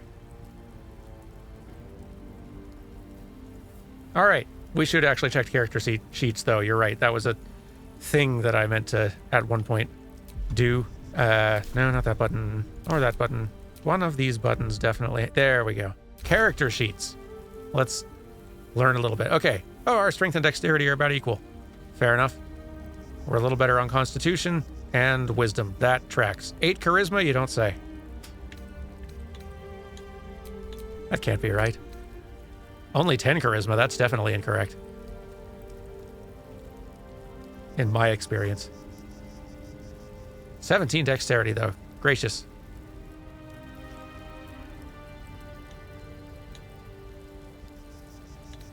But okay.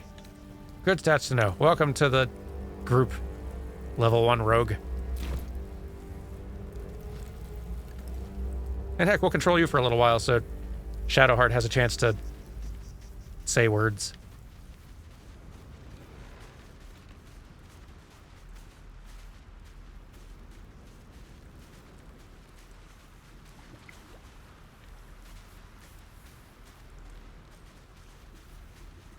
It's so cool that this game has, like, multiplayer functionality that works as well as it does, too, on top of everything else. That's the thing Larian had already figured out really well in Divinity. Still, though.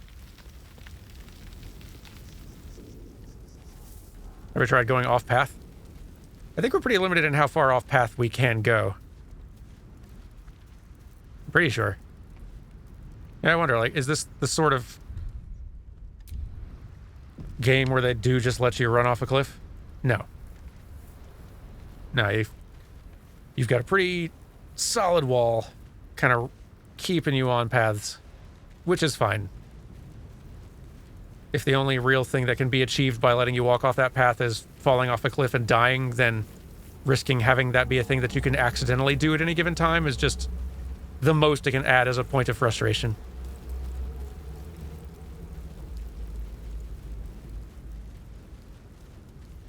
Well, you can jump off cliffs?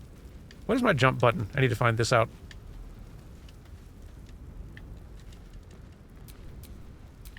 I guess maybe it's not a jump button so much as a action. I guess I can jump action off of a cliff. What happens in this case? All right, Asterion.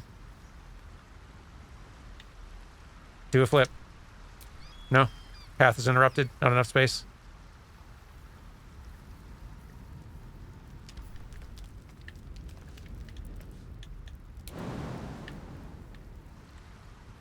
Don't know if he's going to do it.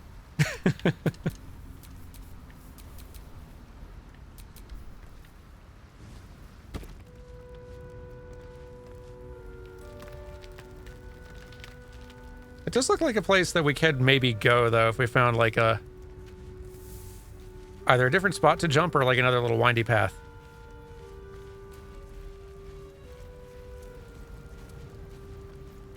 So, like, if there is an actual bit of navigatable terrain down below, then yeah, I probably could jump down to it and die trying.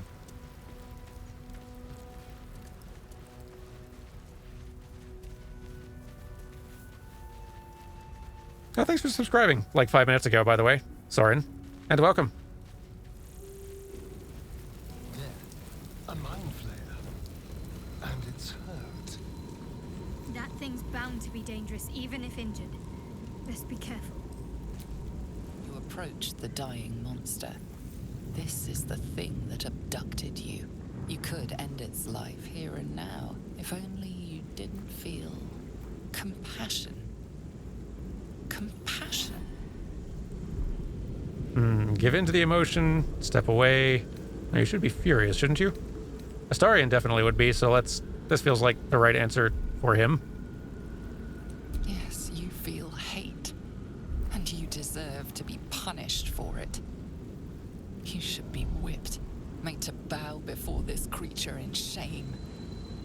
It's possessing your mind, forcing you to love it, but then the feeling slips.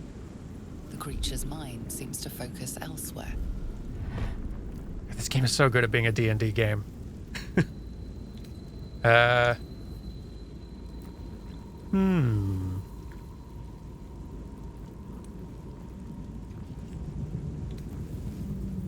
feel like he would break free. Probably. The monster lies exhausted, defeated. Its eyes, wet orange pearls, radiate malice. Yeah, let's go ahead and kill the thing.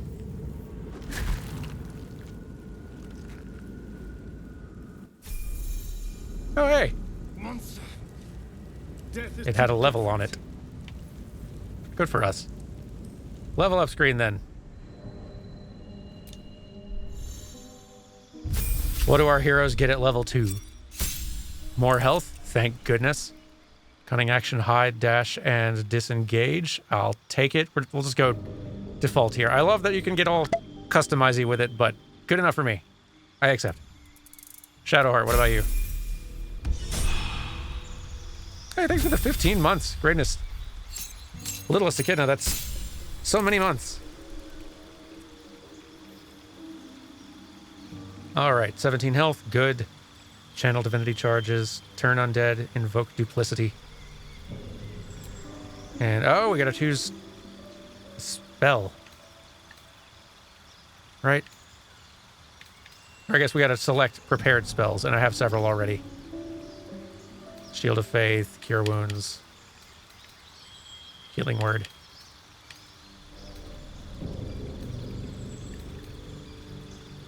I'm fine with this. These are fine spells. I accept.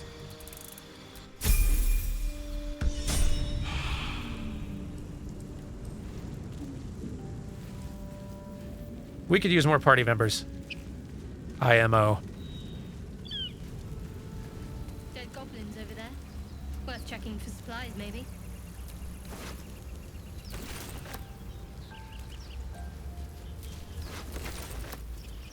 Goblins, give me all your stuff. You're not using it. Is that ring all right? It doesn't look all right. Hello. You are unable to approach the sigil on the stone. Magic glitters and swirls from it erratically, as if malfunctioning. It looks slightly dangerous. Oh, interesting. It jumped to, I guess since Shadowheart is our Tav, our main character here, like, this being a story moment, it jumped to her being the one in control here.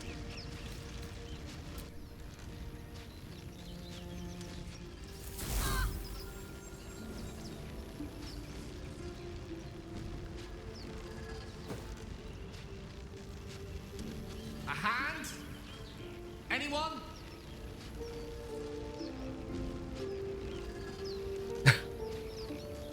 We just leave him here. Just like there's just sort of a looping, hand waving, beckoning, grasping. Yeah, it just loops. Still good though. Slap the hand. Grab the hand and pull. Cleric wisdom. Let flow some words of prayer to soothe the sigil's magic. Will that work?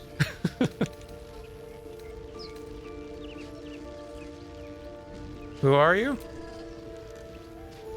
Just your average traveler stuck between realms. Pull me out, and we'll get properly introduced. I do have to know what slap the hand does.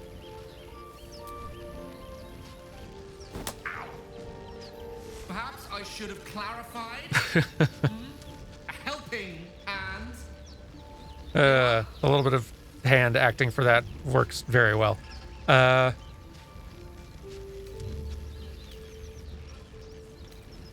Let's use all of our cleric wisdom to try doing this, because that's our best stat.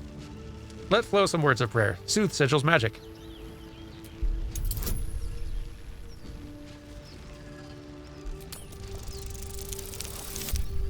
Ooh.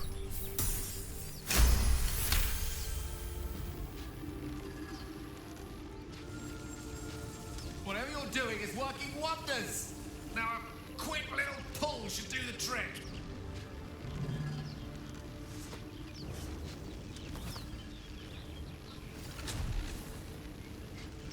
Come on, Shadowheart.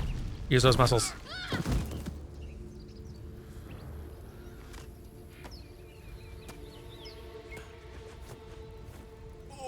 Put that +1 strength to work. Hello. I'm Gale of Waterdeep. Apologies. I'm usually better at this.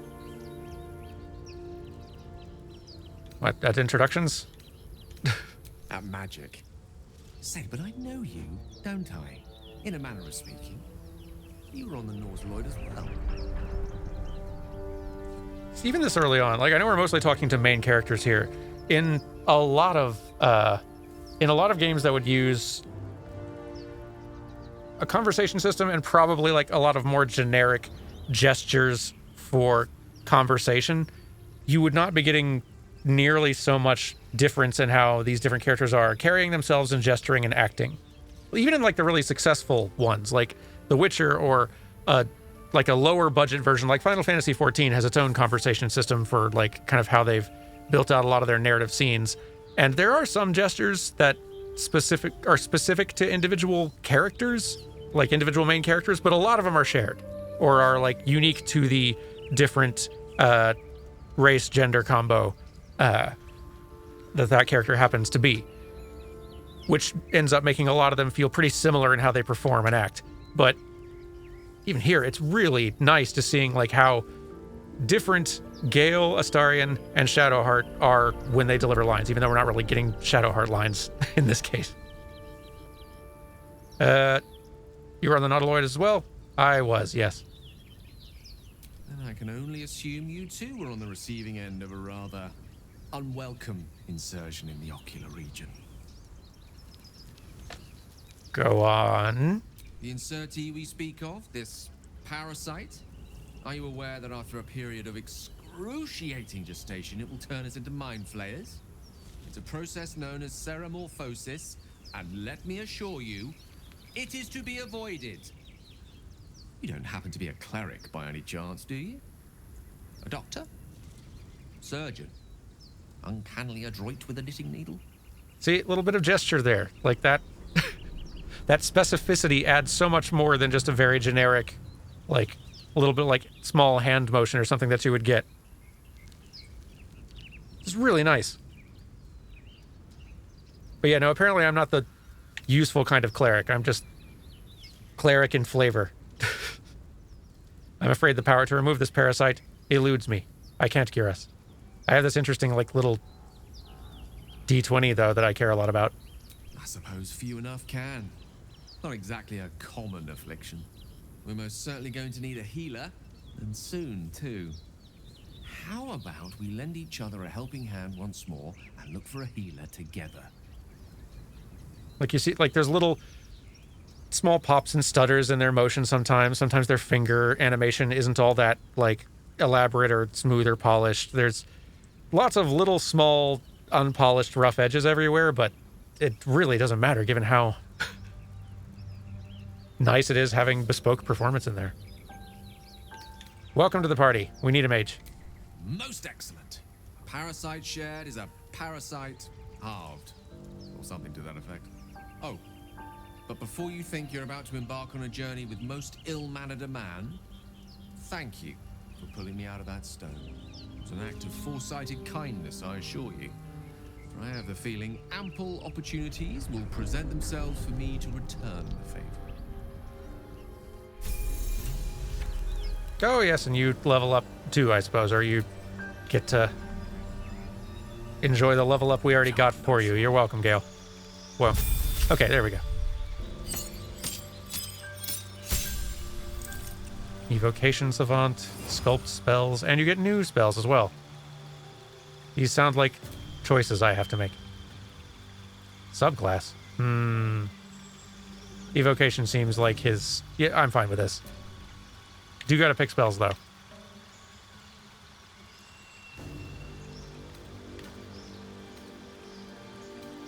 The pain of playing a magic user in D&D.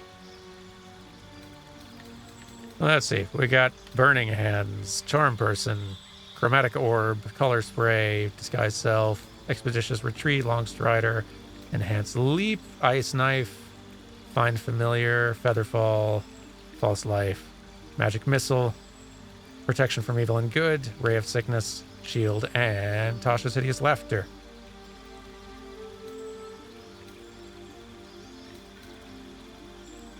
A Magic Missile is not a bad idea. And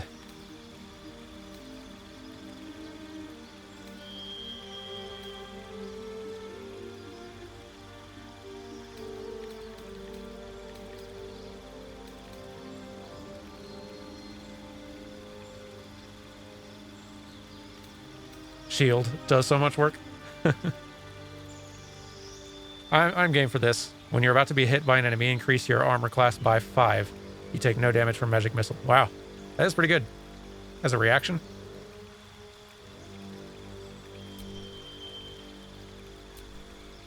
Prepared spells. Grease. Grease is cool. I don't have a fire spell equipped, though. Well, I guess that's good for, yeah, making creatures fall prone, which is fine.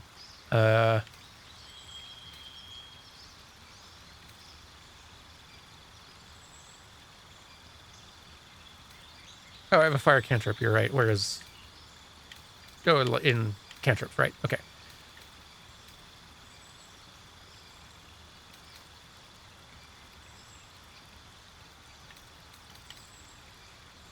Let's drop Witch Bolt for now, get this in here, and... I feel like Grease is the sort of thing that I'm going to cause myself more harm with than anybody else to whom I might ever fight. I accept.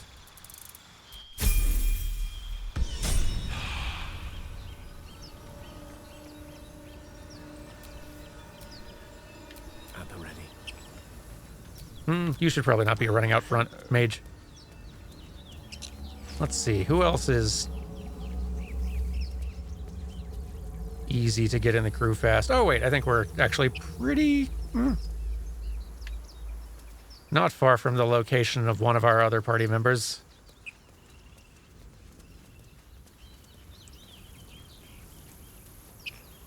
Torn net trap. Broken. Must have been here a while. All these characters do have a distinct sort of default idle stance they fall into. Because, like, they've all got... I think they're all sharing the same general, like, locomotion, walk and run cycle stuff. But then as soon as you stop, they will all go from there into something more character specific, which is nice.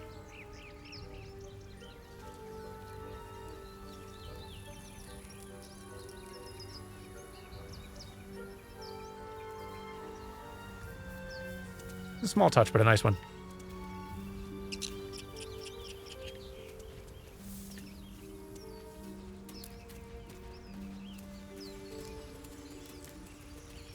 Oh, here we go. Boy, this is really shaping up into a party with character. I'm ready. And no small amount of grumpiness. You think it's dangerous? Of course it's dangerous. Zoru was right. Yellow as a toad, twice as ugly. The thing's dangerous. Leave it for the goblins to kill. And if it escapes, how will you... Oh, a guest. Your skull pounds in response to the prisoner's white-hot stare. Her lips don't move, yet you hear her voice. Get rid of them. Grumpy.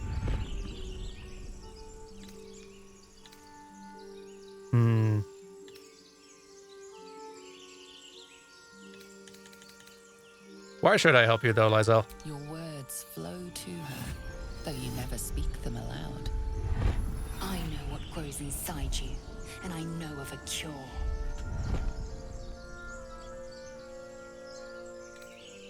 Let's try getting...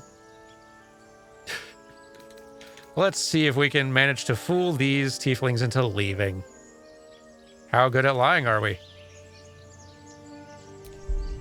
Not very. Let's try. Yay! Successful dishonesty. She's right. Let's go. We need to check out that blast. A blast. You didn't hear it? Shook our camp good, so we came for a look. I'm in dire need of healing. Where is this camp? You can trust us. Look at these trustworthy faces. This charisma is going to be a problem, Shadowheart. I guess it's a low difficulty roll, though. So if you fail this, it's entirely on you. You almost did. It's the really scary thing.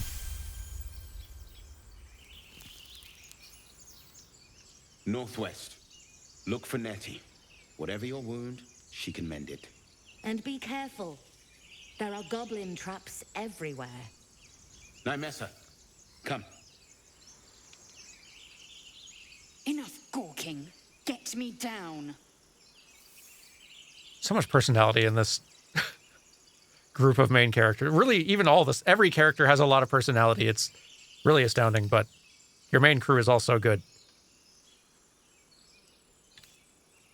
Now that they're out of earshot, sure.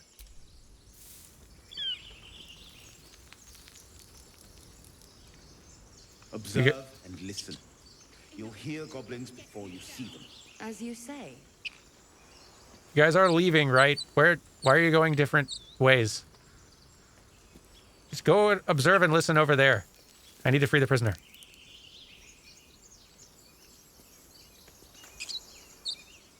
Did you leave? Okay.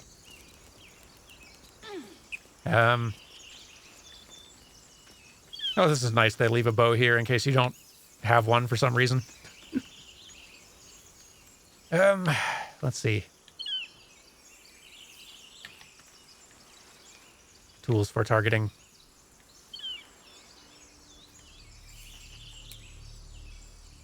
Alright. Whoa, camera. Camera. What are you doing?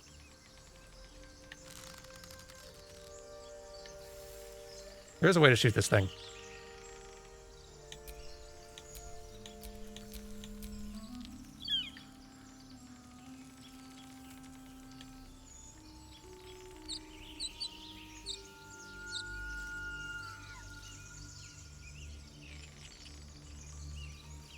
I guess weakened base is the thing that I'm targeting here in this case.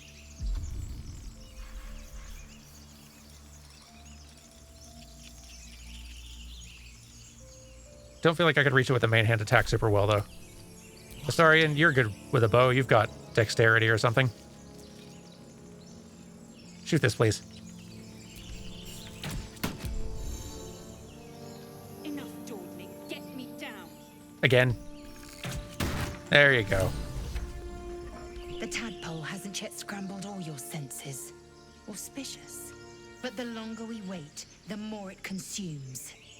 My people possess the cure for this infection. I must find a creche. You will join me. And what exactly is a creche? It is many things. A hatchery, a training grounds, a shelter. Githyanki protocol is clear.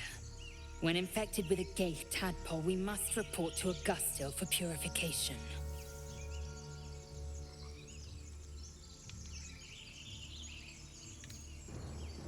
A simple thank you wouldn't go amiss.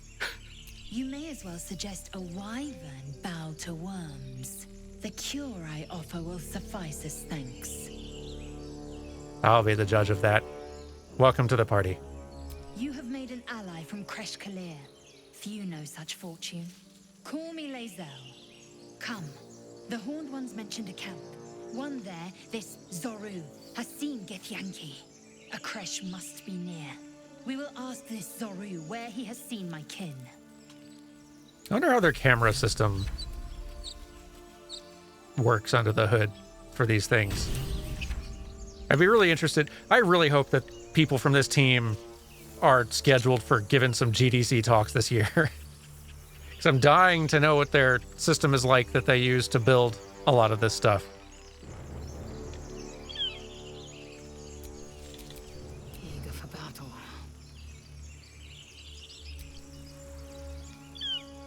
All right, Grumpy, you get a level. And an action surge. And yep, that's leveling a fighter, all right.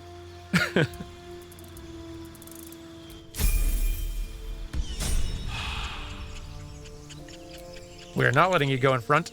You should not be the first impression Always shop. that any character we run into gets of our party and crew. You can be the grousey intimidation check standing behind me. I hear shouting up ahead. We should check it out, but be careful.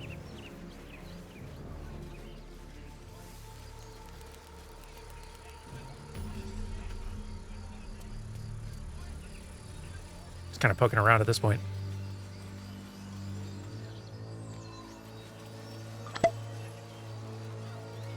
Oh, thanks for the 11 months, Nismuth.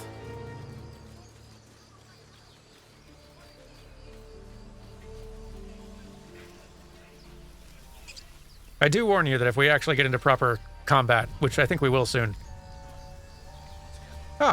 If not now. You will not see optimal D&D play, even a little bit. Nobody gets in.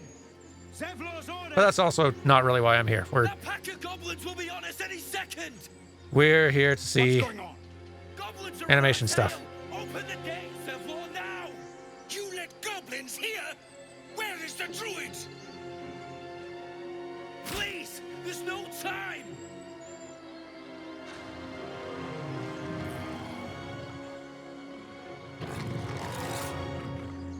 It's a good little bit of acting, staging business there, having like one character have an arrow in the shield that the other can pull out as sort of like to lend further emphasis to their point of, hey, we're in danger.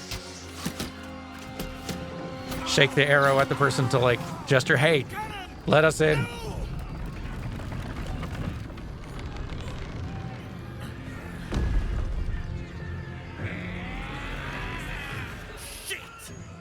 It's a great little detail that requires the intent and forethought to actually, like, add in. Hey! Right, this is where we meet you. Provoke the blade. And suffer its sting. Don't know how much you're going to like any given member of our existing party here, Will. It's a lot of goblins, though.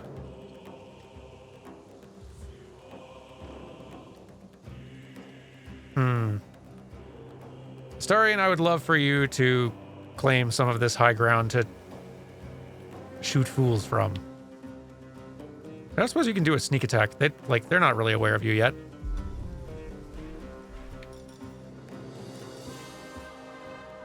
Yeah. Must have advantage against the target. Oh, okay, I need to be hidden for it to count. Okay. Well, that's also pretty easy to do. Cunning action. Hide. Sneak attack ranged. There we go. And you're dead. Avoiding enemy sight lines highlighted in red while sneaking to remain hidden. Heavily highlighted red areas will immediately reveal your position. Good to know.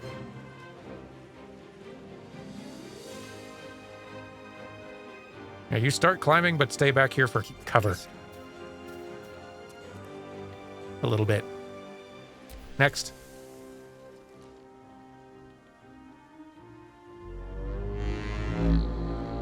Ooh, rallied. Hey, D&D people, what does rallied mean? As a, like, status or effect.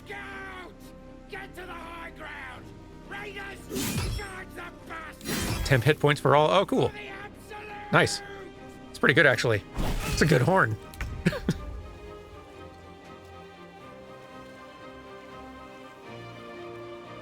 We should carry that kind of horn around if we can find a miniature version.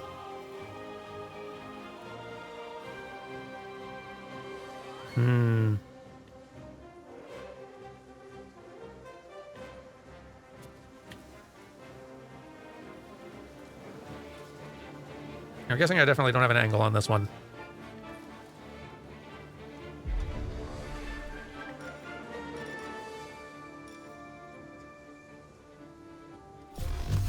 Well, nope, I do have a 100% chance of hitting, so I stand corrected.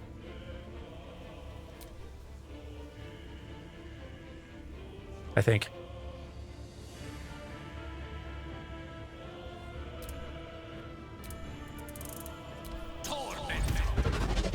Okay, camera.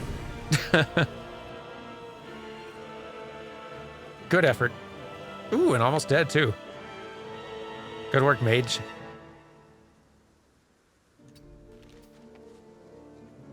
That's true. Magic missile does always hit, doesn't it? As long as it's in range.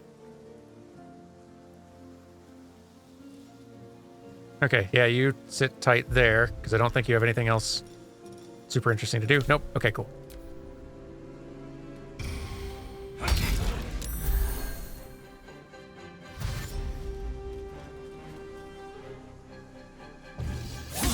Don't know how many of these poor fools we will be saving today. You cast Greased on me. You did.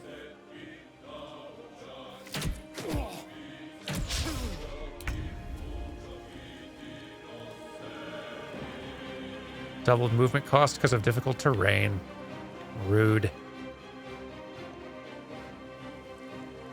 Let's get out of that, if we can, without falling. Yay! And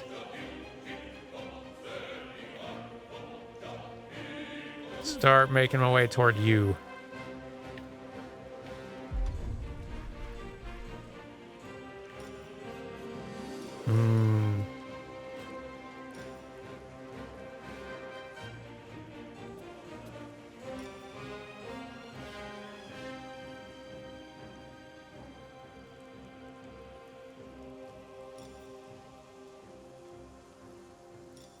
Jumping out of goop is always good if you don't mind it using up your bonus action. Oh, that's good to know. I didn't strategically realize that. That's very clever.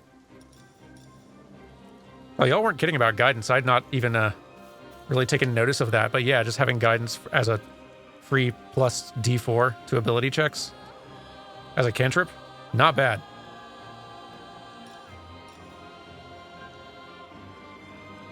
The sort of thing that I would definitely and will definitely forget to use all the time, or just not always feel like going into a menu to cast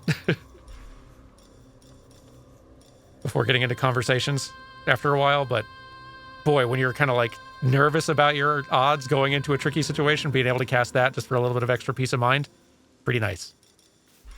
Yeah, let's just go basic. We'll do it simple. Sacred Flame. 55% is smaller than I'd like. Not great odds. Would other ones be better? Like Firebolt. A little better.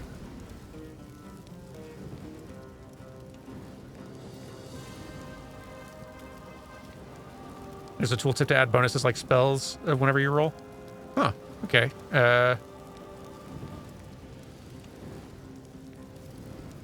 Let's see. Let's see how you do. It's a hit. I'll take it. By sickle and sword, strike them down. Get him, Will. Save somebody. Azul, you're all the way in the back. So far from anything you could hit with the sword.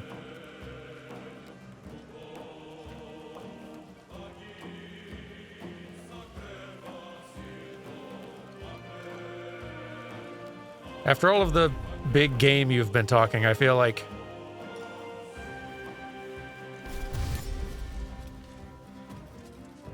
your performance could stand to be more impressive.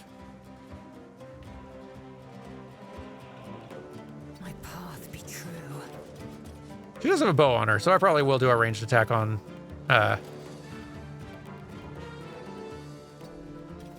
this guy here. Well, no, I just did dashed, so I can't do that. But, nah, we'll say that.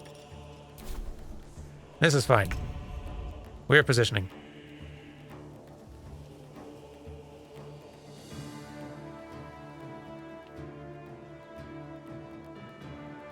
All right, Astarion, I believe in you and your ability to not fall in the grease, but also not ranged attack. Melee, please.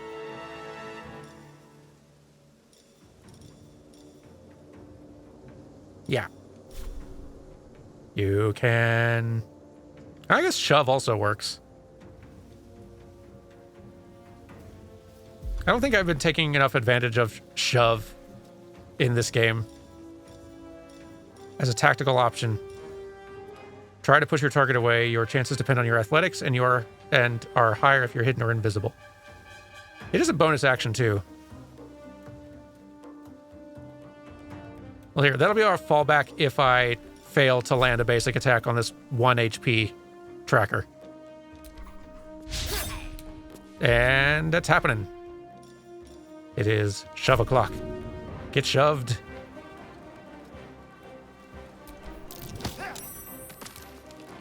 Well, not really knocked down, but shoved away.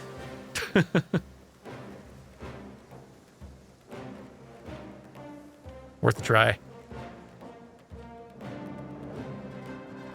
Sit tight.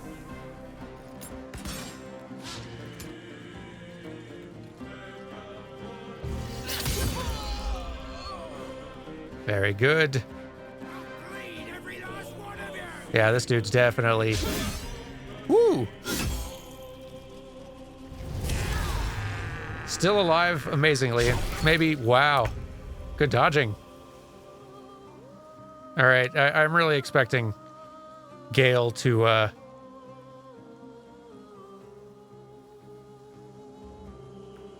fall and embarrass himself a lot trying to get around this grease. Yeah, he's not getting very far. But maybe he still has range to magic missile a little bit.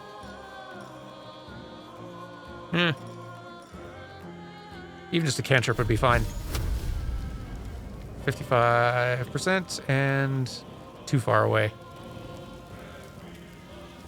You know what? Let's see if we can spare Astarion a hit. Yay, there we go. All right. We're in some kind of business. Dang. That guy's putting in work. Whew. Missed. You better run. Got to press on. Shadowheart's gonna do a bonk. Or try. You have anything even more interesting than a bonk? Like maybe a concussive smash, that could be fun.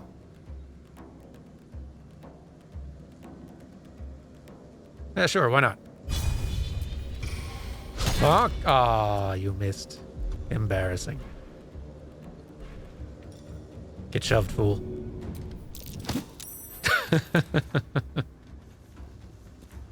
I guess I do have inflict wounds, but eh.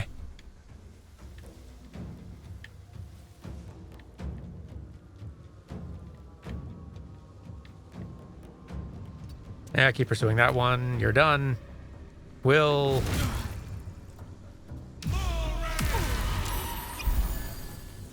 Nice.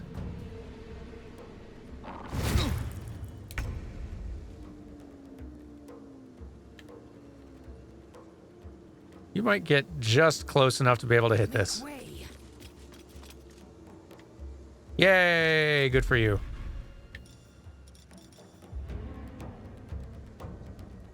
Maybe do a lacerate as well. Cause bleed on it.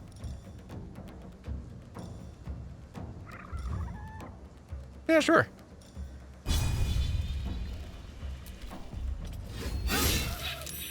Well, it saved, but also took a big hit, so I'll take it. Honestly, go ahead and action surge and just hit it again. Or embarrass yourself. Lae'zel. This is not going to stop her from talking oh, okay. The game had to take a while to think, I guess.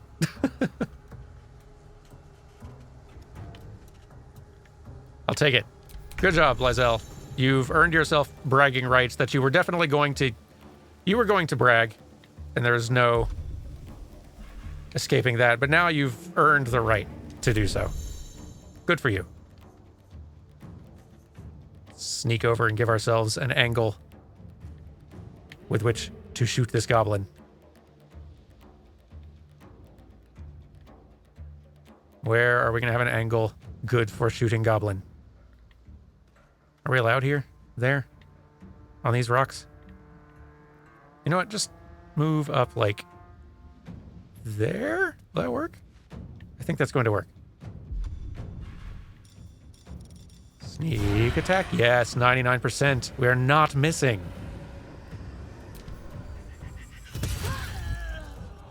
Really would have been embarrassing if we had missed. We didn't.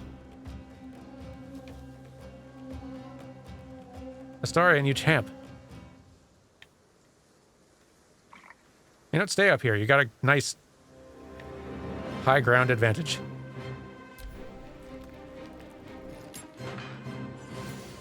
Good shot up there. Are all these characters actually going to survive this? That'd be astonishing. Maybe? No. Nope, not that one. That one's down.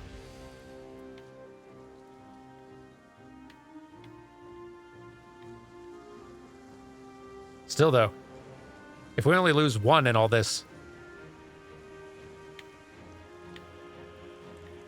that'll be quite the achievement. Don't slip, don't slip. Okay. Don't get too close. Do you have range enough to actually hit something?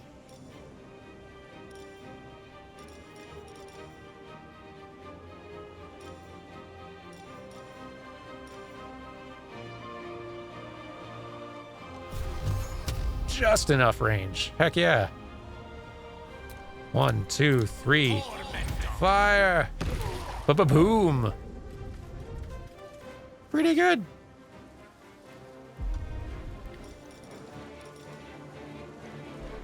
All right. That's your turn. That's fine. Shadowheart's going to be helpful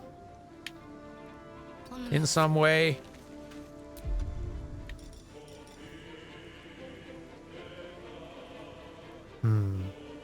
That one's a close range move.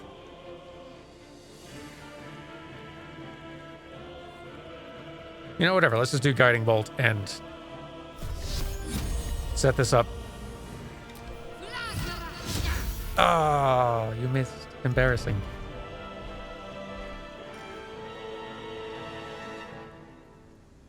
You know what? We can cast... Nah, we don't need to use all our spell slots. We're fine.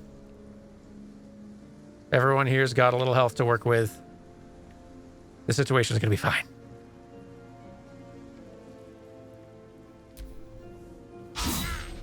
Will, you're behind it. How did you miss? Let Lae'zel here show you how it is done.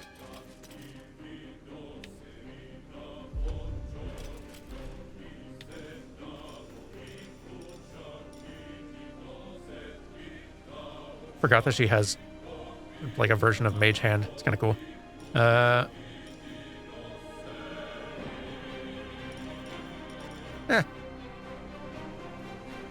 Standard main hand attack. Now don't embarrass yourself, Lae'zel. You only get one chance to make a good first impression with our future party member and campmate. Hey, look at that. Inside, all of you, more may follow. Open the gate. Bracing. That could have gone much worse. A brazen attack for such lowly creatures. They must have been seeking something or someone. Let's loot some enemies and such. I'm taking this stuffed bear. You're not using it anymore.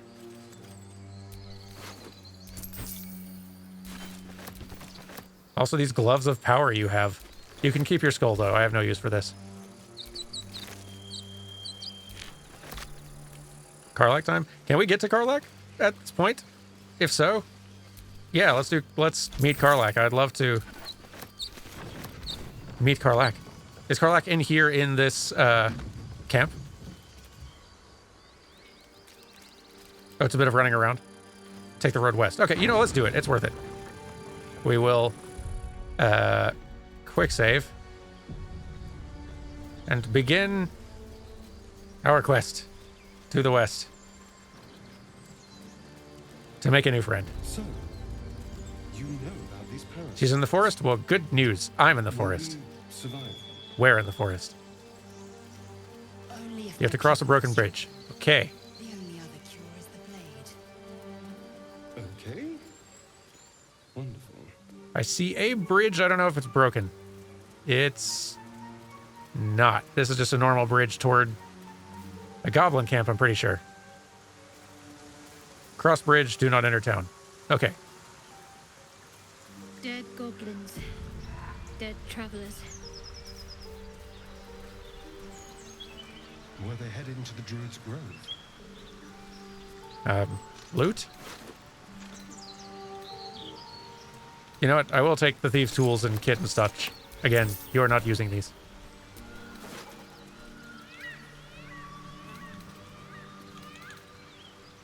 Loot that body, as they say. Is this a full spoiler playthrough? I'd say probably no. Like, in fact, it's not even going to be much of a full playthrough. I've been getting absorbed in the actual play of it, but ostensibly we're here mostly just to look at animation and such. And play the game. Kind of badly, if anything. Ooh, a goblin's drawing. I'll absolutely take that. Drawn in thick charcoal lines upon an animal skin, this childlike portrait depicts 3 stick figures, a goblin with sparks in its hands, a square humanoid figure, and what seems to be an elf. Each of them is wearing a simple crown. Cute. I'll take it.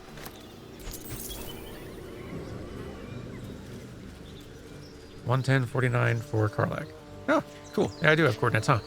$4.99. So this is wrong way.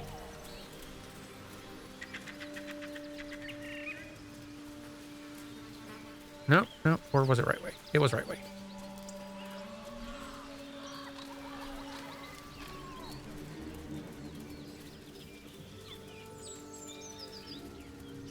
That Zathis you mentioned intrigues me. Care to tell me a bit more? An intricate device crafted by Malar, our most gifted artisans. I am sworn to say no more.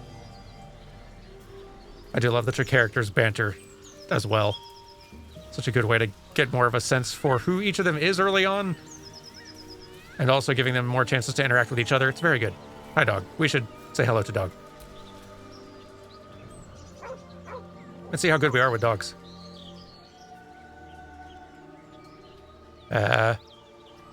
Reach out to pet dog. No.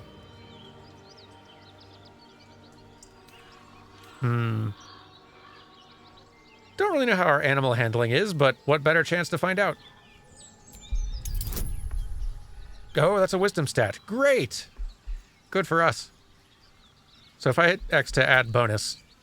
Oh, God. Oh, that's nice. You can just do it right there in the menu. That is cool. I didn't know that was that convenient. I love it. Yeah, sure. Roll dice. I don't think it's going to make... Guidance is not going to do a lot in this case. We're definitely getting bit by a dog. The dog's hackles raise. Oh, it didn't apply, I see. Well, I don't think it was going to make a difference in this case. Pirate collar. Let's try again. There we go. There we go. Okay. Even so. We'll see. Oh, no, not today. We are not destined to interact with this dog in any good way.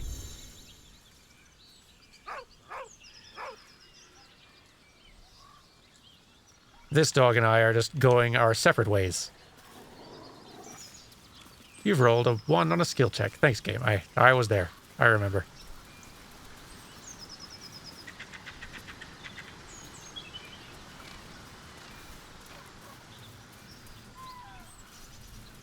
Karlach, though.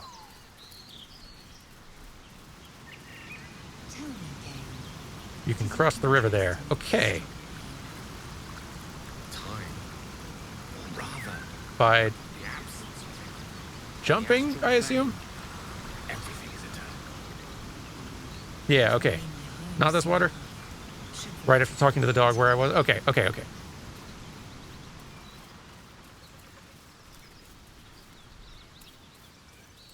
Here, you say.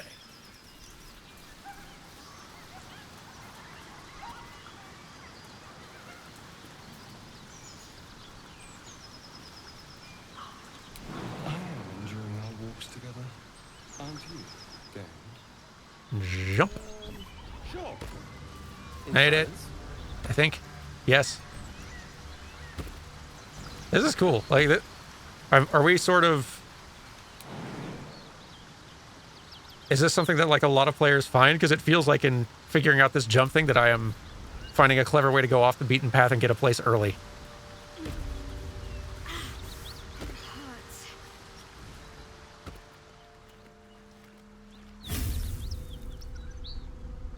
Oh, dear.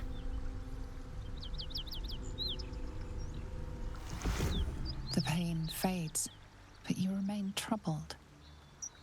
What just happened? A wound upon your hand, the one that never fully heals. What is its purpose? Offer a silent prayer to Lady Shar for protection? Sure, why not? We haven't really checked in with the Lady Shar in a while. Your prayer goes unanswered. Lady Shar must have her reasons. The wound upon your hand is key. You do not remember receiving it, or even its true purpose. But its influence over you is undeniable.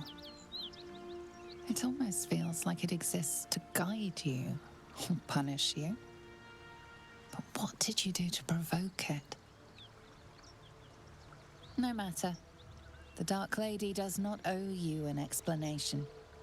All you can do is press on and learn from the pain. Don't you hate your deity giving you the silent treatment? Just due east from here, you say? Well, this is exciting.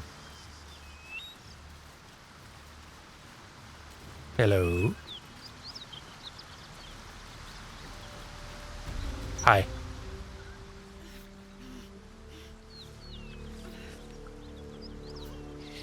You seem a little on fire. You good?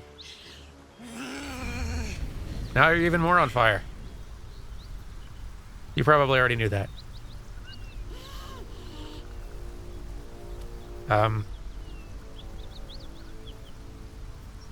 You okay? Me? Never been better. Oh. Good. Oh, fuck me. It's you, from the Nautiloid. Please tell me I found you before those so-called Paladins of Tyr did. First, I'd like to know how you control those flames. Don't remember you from the ship. Haven't met any Tyrans lately, no. What quarrel do you have with these Tyrans? I am curious about the fire thing.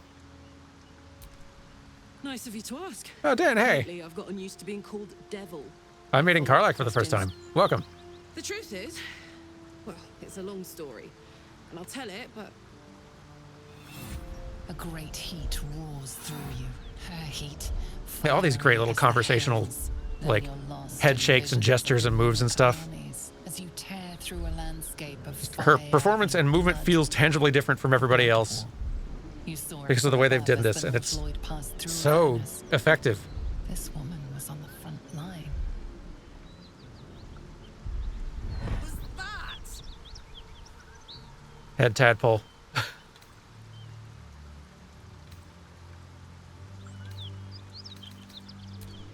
Fuck's sake. How am I doing? Pretty good. Mountains as far as the eye can see. Guess that explains the voices. From that pretty cake good I put into overall. your head, you've made some inroads trying to get the thing sorted. But alas, no joy. I'm Karlak. And you are... Don't know if I want to oversell our abilities thus far, as I'm a cleric who has no idea how to do any of that, and the only person in my party who's super confident that she can fix this for us is really grumpy. I'm Shadowheart. Hello. Well met, soldier. Now that we're old pals, how would you feel about helping me kill some evil bastards? A little background, if your moral compass needs something to point at. You already know I fought in the Blood War. I was good at killing demons. Really good. So good, Zariel, the archdevil herself, made me her personal attack dog. I played along until I could get the fuck out of there. Took me 10 years to properly escape, but now I'm free. Zariel sent goon after goon to hunt me down. But believe me when I tell you, I'm not going.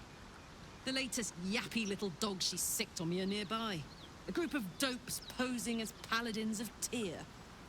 Want to help me take them down?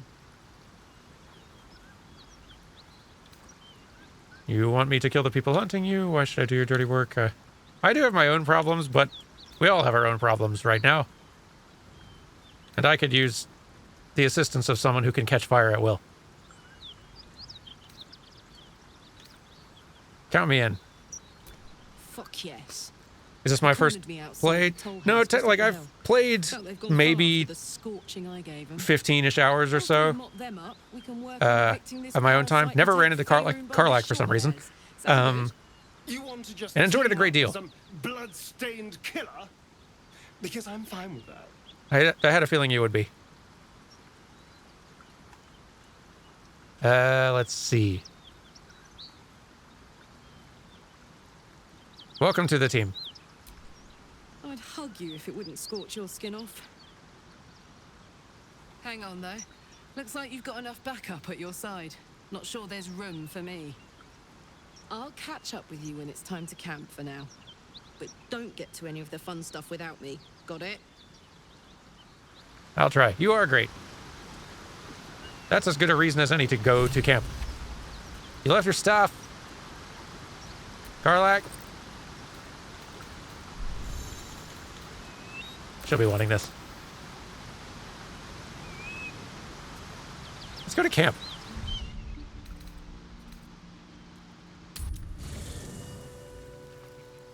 So yeah, like I have played this game some on my own, maybe about 15-ish hours. Like I got through kind of the bulk of the like Druid Circle Goblin Camp stuff, which in terms of like the overall size of the game is nothing. But had a great time. And then got distracted having to play and look into other stuff. But at your camp you can take a long rest and fully heal your party, etc. Right now we're just doing a wrong play and having a little fun and checking out animation. That's a sort of unpolished little thing there that I was sort of talking about. Like, we saw her doing her sort of like idle animation, fidgeting, hanging out, and then just like instantly popped back to idle stance. Like, there's tons of great personality going on here with all of like her fidgeting and thinking and all that. Like, this is all very good. Am I interrupting something, Karlak?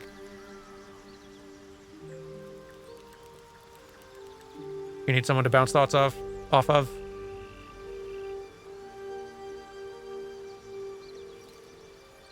Karlak? Soldier? In your expert opinion, I would love to know, what's the best way to kill a devil? Depends on the type. Ice devils hate an inferno, but that's an easy one. Orthons love projectiles. What they don't love is getting their bombs lobbed right back in their faces. Demons, on the other hand, every demon is absolutely singular. You can't ever think you've got them typed out. Sharp instincts, sharp weapons, and a knack for improvisation. That's the only way to survive them. Anyway, what were we talking about? I don't remember, but you're a delight.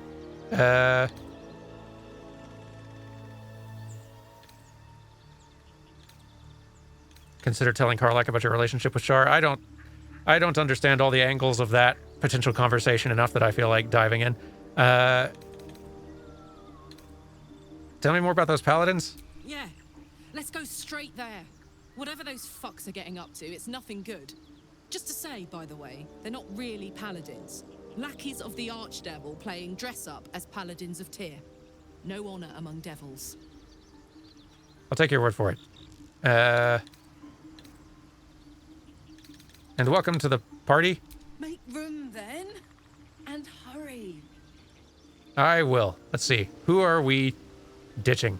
I guess you seem warrior-y. Lae'zel, why don't you sit here and park, and I see you've already started drinking, so that was your plan anyway. Good. We're in agreement. Karlak's got the brawn of a warrior and the wiles of a survivor. Best of all, she speaks her mind plainly and fully. Show her due respect. I am. I'm going to. On that note, you're in timeout.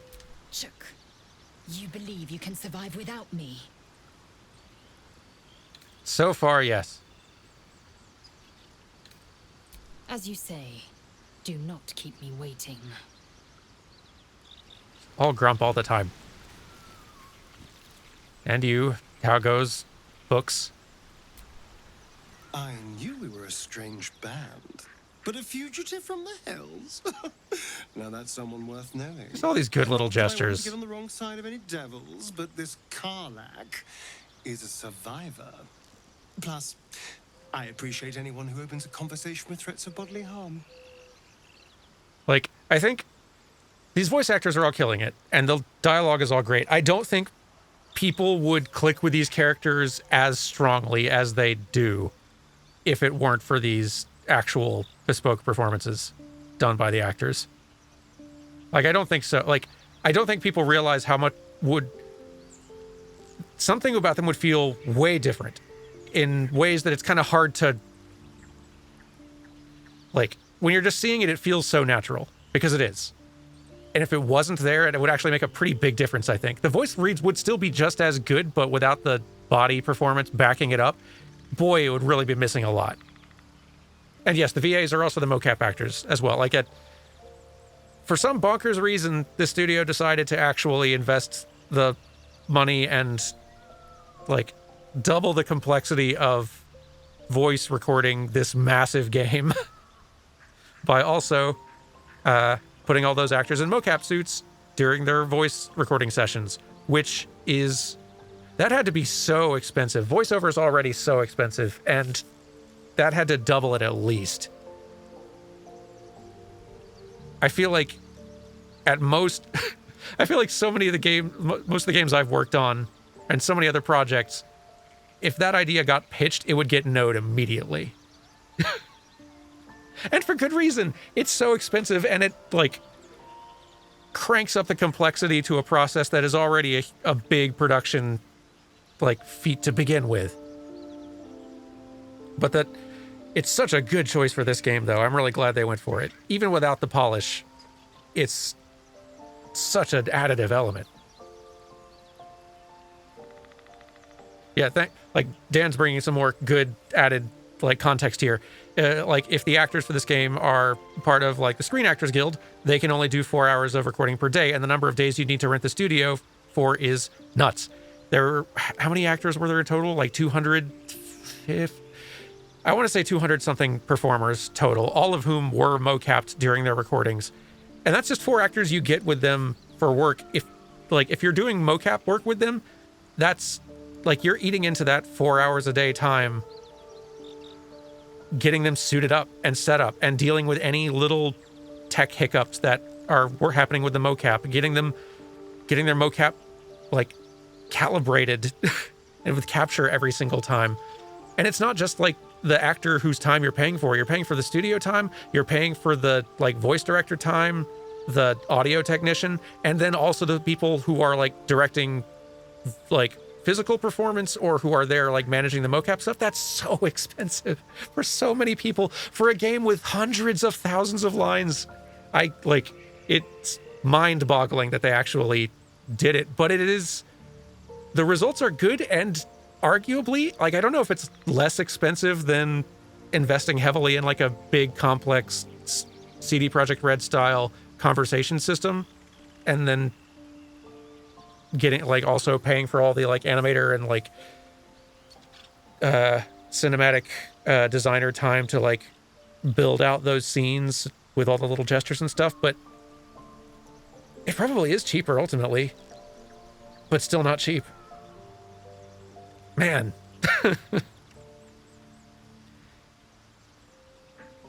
And yeah, you're right. The main characters have to be effectively voiced for every single scene in the game. It's mind-boggling. What's so cool is like we have both this and we have Cyberpunk 2077, which technically came out a few years ago, but well, like it kind of feels like with Phantom Liberty's release that it's really fully officially in its completed form now. And they take completely different approaches to animating scenes with a whole bunch of characters talking and like conversation trees and stuff like that. CDPR's setup for Cyberpunk is very system driven and like using even more robust systems like they did for The Witcher to build out these things. And Baldur's Gate's strategy is completely the opposite. It's just brute force. No, we're putting every voice actor in a mocap suit and capturing their performance, and it's not going to get super polished, but it's all going to be bespoke. And both approaches work so well. Completely opposite approaches to the same problem that both work gangbusters. It's so cool to see that in the same year. Sorry, Astarian, you've been waiting for a response for a long time. I like to think very hard about my words before I say them. I'm thoughtful that way. You can tell because of my intelligence score. I don't think her intelligence score is that good. Tell me about yourself. It took me a long time to think about that, Astarian. Oh, what's to tell? I'm a magistrate back in the city. It's all rather tedious. Ah, welcome, Arc Flash Hazard. Hello. Welcome to playing badly. Baldur's Gate specifically. You could probably see that. Welcome, though. I like to think that Shadowheart is always having this nagging thought anytime she's interacting with someone. There's a thought in the back of her head like, I should tell them about Shar. Bet they'd love to know. It's like she has a secret she's dying to tell somebody. Okay. I mean, it's a wrong. What happens if we do? You consider how he's likely to react. You haven't seen eye to eye on many things so far. Shadowheart is secretly an over-Sharer. Okay, that's very good. Charisma check. Justify your worship of Shar and the need to keep it secret. We don't have good charisma, Shadowheart. And our wisdom score is definitely high enough that we would know better. Let's change the subject. What is it? Anyway, bye. What a good video game. Gale, we've not chatted much. An ally fresh from the hells themselves. Our company grows stranger by the minute, and all the better for it. I'm glad you agree. Should we tell him about Shar, though? Well, you tell me more about yourself first. Let's see. I hail from Waterdeep, city of splendors. I am a wizard of considerable acclaim and scholar of exceptional accomplishment. I have a cat, a library, and a weakness for a good glass of wine. And if the mood takes me, I'm known to try my hand at poetry. There.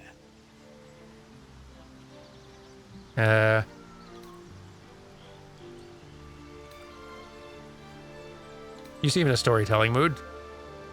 Go wild. Didn't that paint enough of a picture? Ooh, try peering into his mind. If he won't open up, you'll sneak in. You know, why not? I'm wise. With bonuses. a high difficulty class, though. Do it. Haha! Reveal your secrets. For a split second, you see a swirl of untamed magic. Then his defenses drop like a portcullis.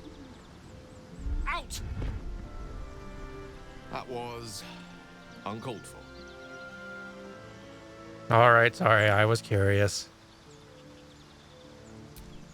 Not an eventuality I'm entirely unfamiliar with. I was gonna say, Nevertheless, please don't try that again unless I invite you to. I did pull you out of another dimension portal, and did the courtesy of not asking how you fell in there.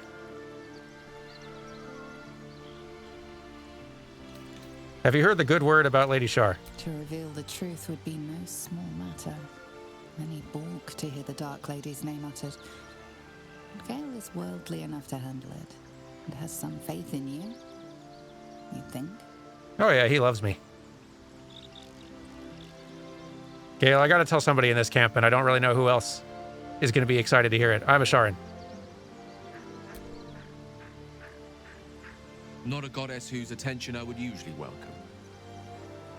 I had my suspicions, of course. But I'm not entirely pleased to have them confirmed.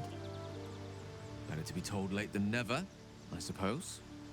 But in future, I find that honesty is the best policy when it comes to finding allies and keeping them. Well, good. Glad we got that all sorted out. And boy, sure is nice being able to have shared that. Now I don't feel the impulse to tell every other single person I bring back to my camp. Anyway, you need to be in my party. We've got Why are we slowing down? not paladins to murder. Hell yes. Excellent. All right, team, roll out. What's so funny? You haven't got some laughing curse, have you?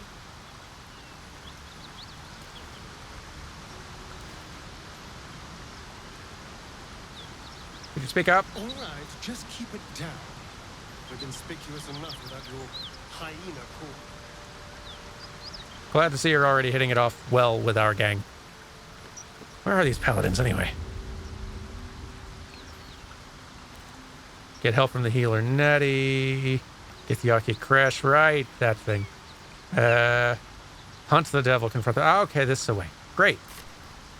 Great and good. Don't really know if we're super prepared for this encounter, but it's not like we're doing a full playthrough anyway. What's that? We found dirt. Don't fancy getting my Use hands dirt. dirty. I need a shovel. Yeah, we should probably get a shovel from somewhere. It's a lot of dirt. Oh, right, we should level Karlak. You're right. Almost didn't see that little prompt reminder over there. Get you a fighter level, I guess? No, barbarian, of course. I'm guessing barbarian levels aren't that much more complex than fighter levels. Nope. Especially not this early.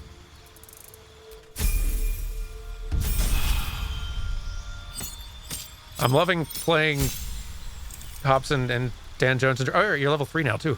Good for you.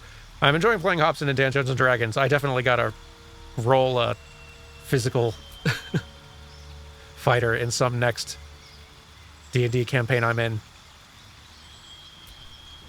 Every level gained is a whole thing. Choose your bestial heart. You can change your heart whenever you level up. While raging, you can use unrelenting ferocity and have resistance to all damage except psychic. You can use diving strike. Fair is best. I believe you, and I'll go with it. Continue. Legacy of Avernus, Searing Smite. Pretty good. Sounds great. On with life.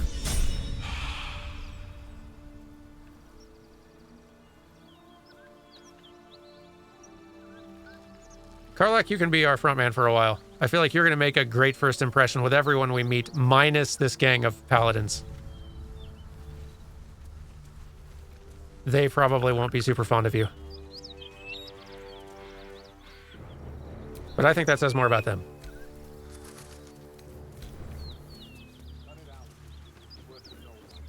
Nothing we need to worry about. Harbor Dragon. Karlak. There you are. Hello. Greetings, motherfucker. Ready to die? That's right, Karlak. Straight to the point. Now is in the hells. I could see why her ladyship wants a murderous brute like you back. Her ladyship. Zariel really has you under her thumb, doesn't she? Pathetic. Rage all you want, Karlak. Burn with the might of the hells. Zariel will find you, and she will bring you back in pieces. Then again, maybe she'll just leave you here, far from home, with an infernal engine for a heart, slowly burning you to ash from the inside. Avernus was never my home. It was my prison. I'm free now, and I'm never going back! Well, now you've gone and done it. Outmatched. Are we? Guess we should probably look and see what we've gotten into a fight with. Level 5? Yeah. Level 4. Not to mention the 1 or 2 over here. We're probably in trouble here. But such is the way of the wrong play. So. Got a hunter here, or like a... Well. Examine. Okay.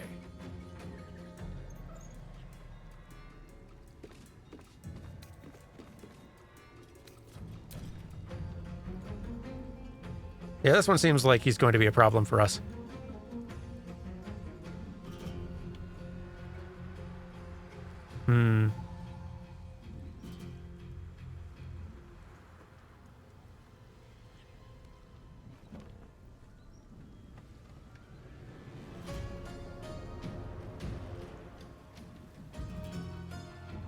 Sorry, I don't know if there's going to be like a whole lot of good you can do inside here, but probably more than you can do outside. Oh, we're blocked from even getting in, so it's not some like around back we can sneak. No, there's this other. Oh, that's like that door's blocked too. So yeah, this is kind of our one thing. I guess we could lure them out. That might be a little bit smarter, actually.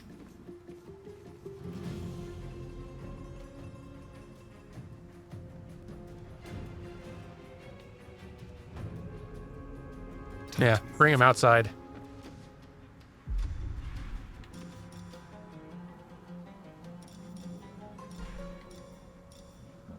A subtle approach.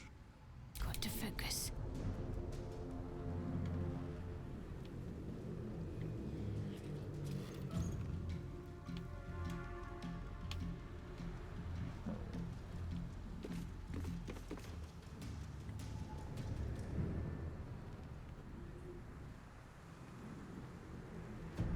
Yeah, let's let them come to us, I think. And maybe if we have a good cheap heal to throw in. Ideally one that's not going to use a spell slot, but I think that's... Yeah, they all use a spell slot. Of course they do. Well, yeah. They both do.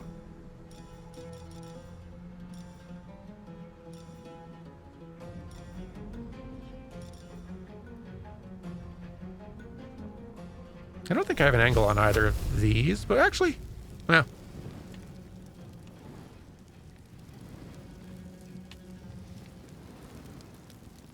It's not great odds, but hey, every little bit helps.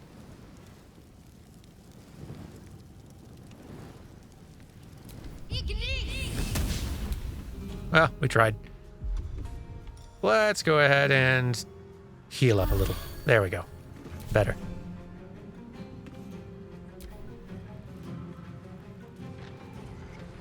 And there's number 3. Oh, that's not ideal. Karlak, being stuck there. Not even a little.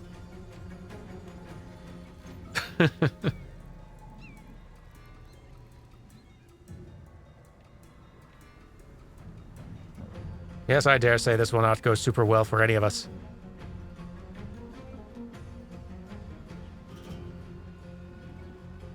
But from here, at least, maybe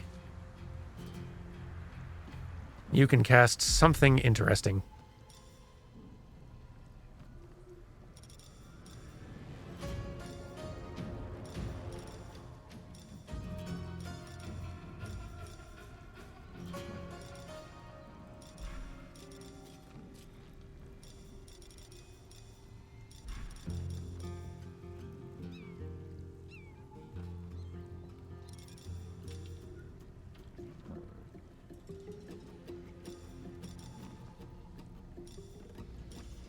Magic missile, the person who casts the hold person. I don't know if I've got an angle on them currently, but maybe I don't know if I could get an angle on them with the door and everything. That might be a little tricky,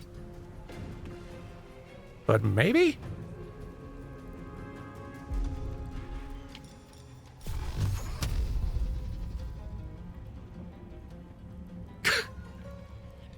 Where is that spell coming from and going? I'm not going to ask too many questions. It just goes around corners? Sure, why not? It's a good spell. All right, then.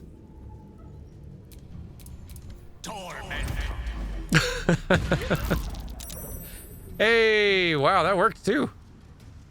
Good recommendation.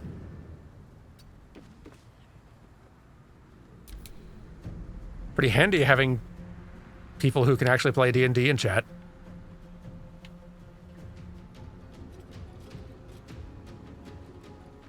Let's get you out of this doorway a little bit.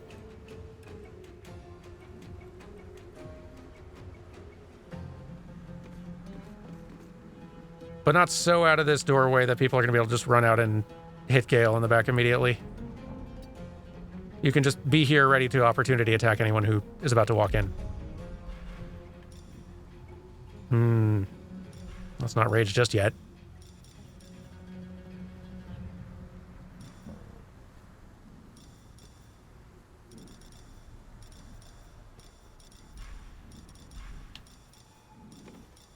Yeah, I think we might just be hanging out for the moment.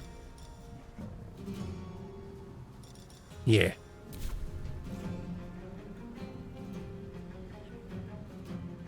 Yeah, I guess that's true. Raging now, might as well. 10 turns.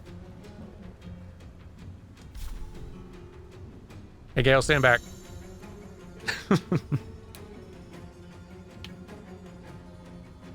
To keep raging, you have to attack an enemy or take damage each turn.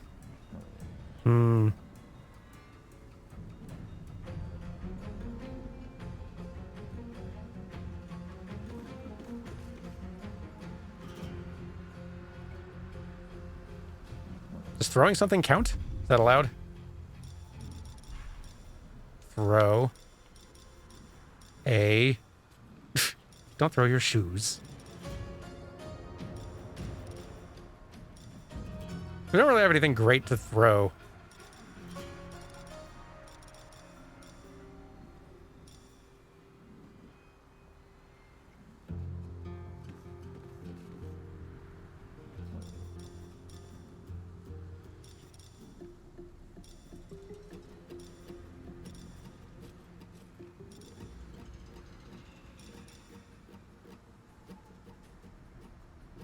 Did the other party member, like, so, okay, we could probably do a little bit of inventory fiddling here, yeah? Maybe?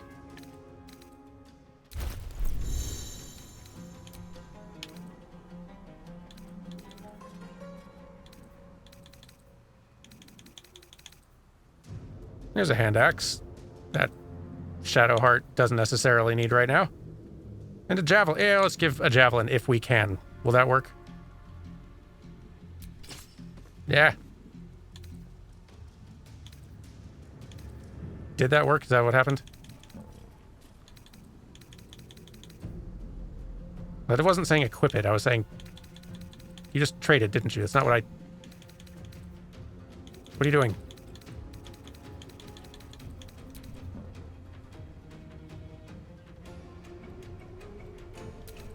Yeah, I don't think this is actually, like, helping me right now. But we do have the thing. Did use our action, though. Oh, well.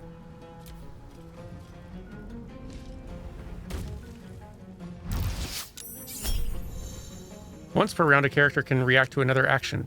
Manage your available reactions in the reaction time of your character sheet. Okay.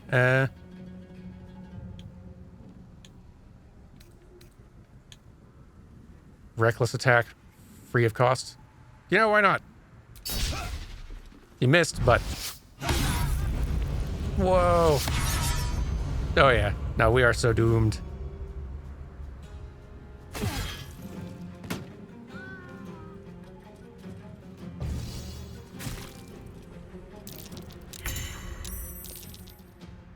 If a member of your adventuring party reaches 0 hit points, they're down. Does it stay between life and death, where they roll each turn to survive? On 6-3, yeah, right. Okay. The rules for death saves.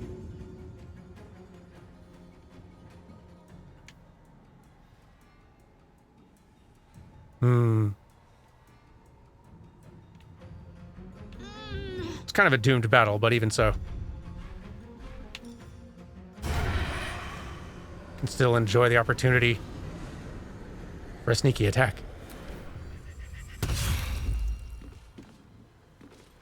And hey, broke some concentration. That's nice. Help? Oh, right, need an action for that. Still. Let's,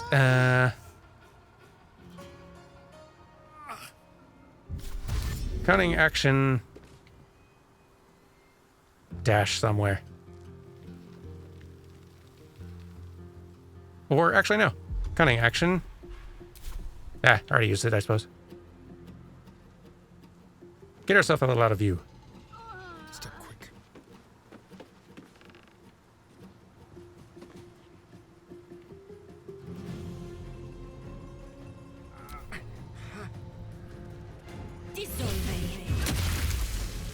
We're definitely super dead here, though. We picked this fight a little too hastily, Karlach. And now you have a javelin of all things. What good's that doing anyone? You should definitely go down swinging, though.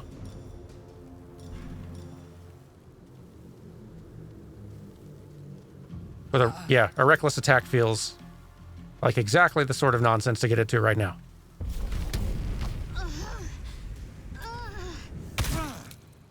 With your little javelin. You hate him so much.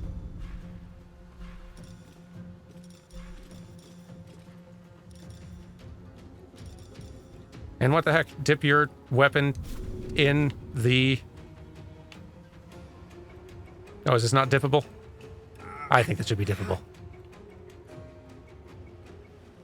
Look at all this acid just right here.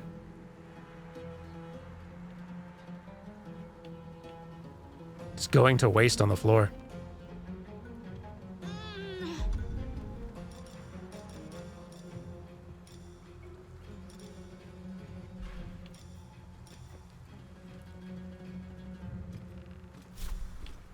Well, get shoved, just for the principle of the thing.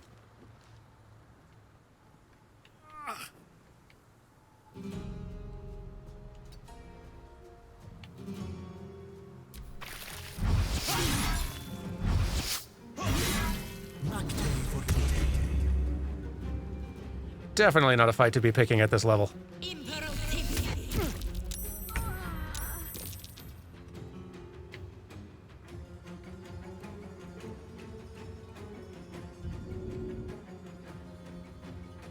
Eh.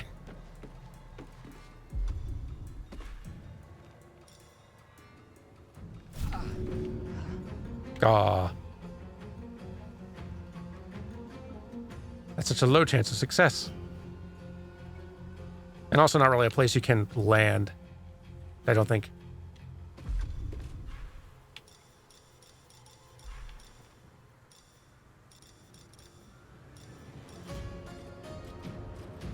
Get piercing strike just for spite.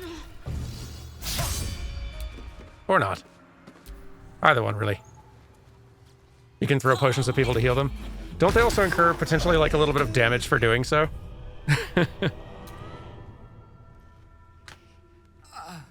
Which I kind of love.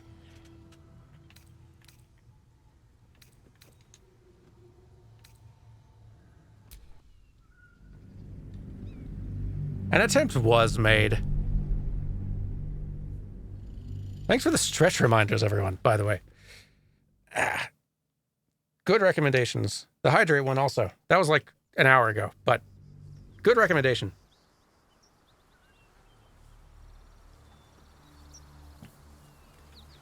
Is there any other animation thing that we should look at before we wrap up here? Because I should be wrapping up here pretty soon.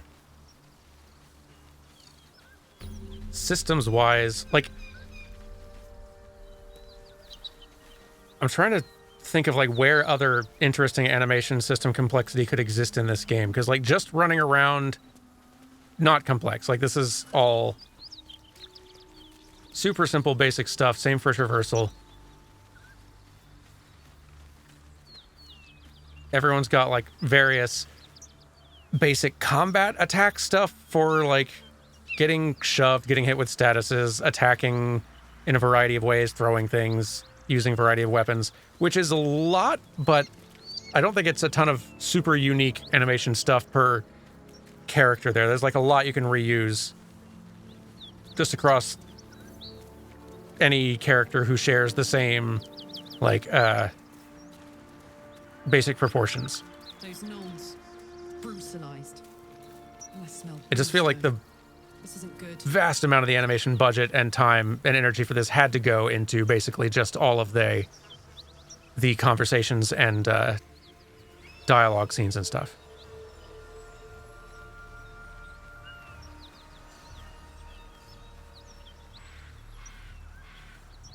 Which is very cool, but there's not a whole lot of like, there's not a whole lot of weird playing I can do with that to reveal more about it, really. Like they're the only powers you have in conversation are mostly just choosing responses.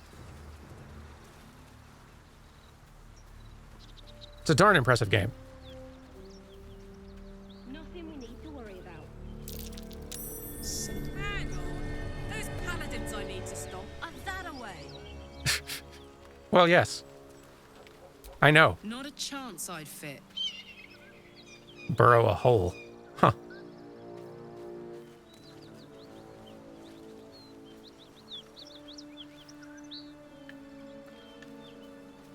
That's such a good game. I someday would love to find time just to play more of it on my own. Fresh dead. This was no accidental cave-in. It's just stunningly good. Yeah, we should head back to the druid camp, though. To properly wrap up.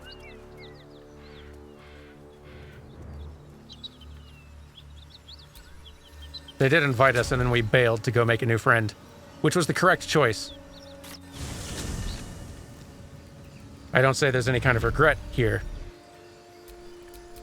What's next, I wonder?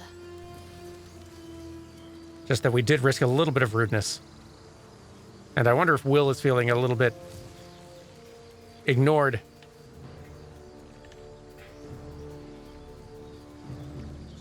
Given we could have come in and met him at this point and then haven't.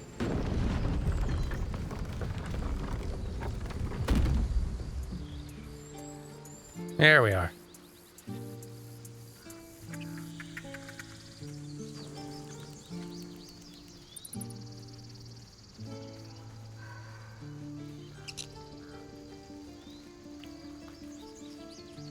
Here's the thing that'll be, like, here's the thing that I've dug into a little bit just studying on my own. Like, the thing that's maybe most impressive about this game is how well it allows for multiplayer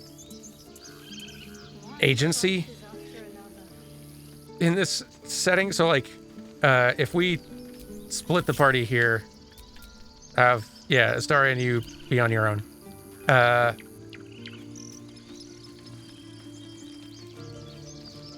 If I go talk to someone over here and initiate a conversation. Have some respect. This really isn't the time to talk. But I have a good reason to... Maybe this person will be more chatty. Glad you made it inside. Doubt we'll be safe here for long, though. There'll be more coming. Goblins hunt in packs. Perfect. Okay. Now, switch. So like in a multiplayer setting, like I can split the party and have characters multitasking and doing different things at once, which is cool. But like in a multiplayer context, any one of the participants could be controlling any one of these characters, and while my friend over there might be going and talking to these characters over here and continuing the story, and I could go in there and listen in on that conversation if I wanted. I could also be taking advantage of the situation and being like, okay, everyone's distracted over there. I'm going to rob this place. And I don't think anyone... Here. Easy way to find out. Radio note. No one seems to be watching. Steal.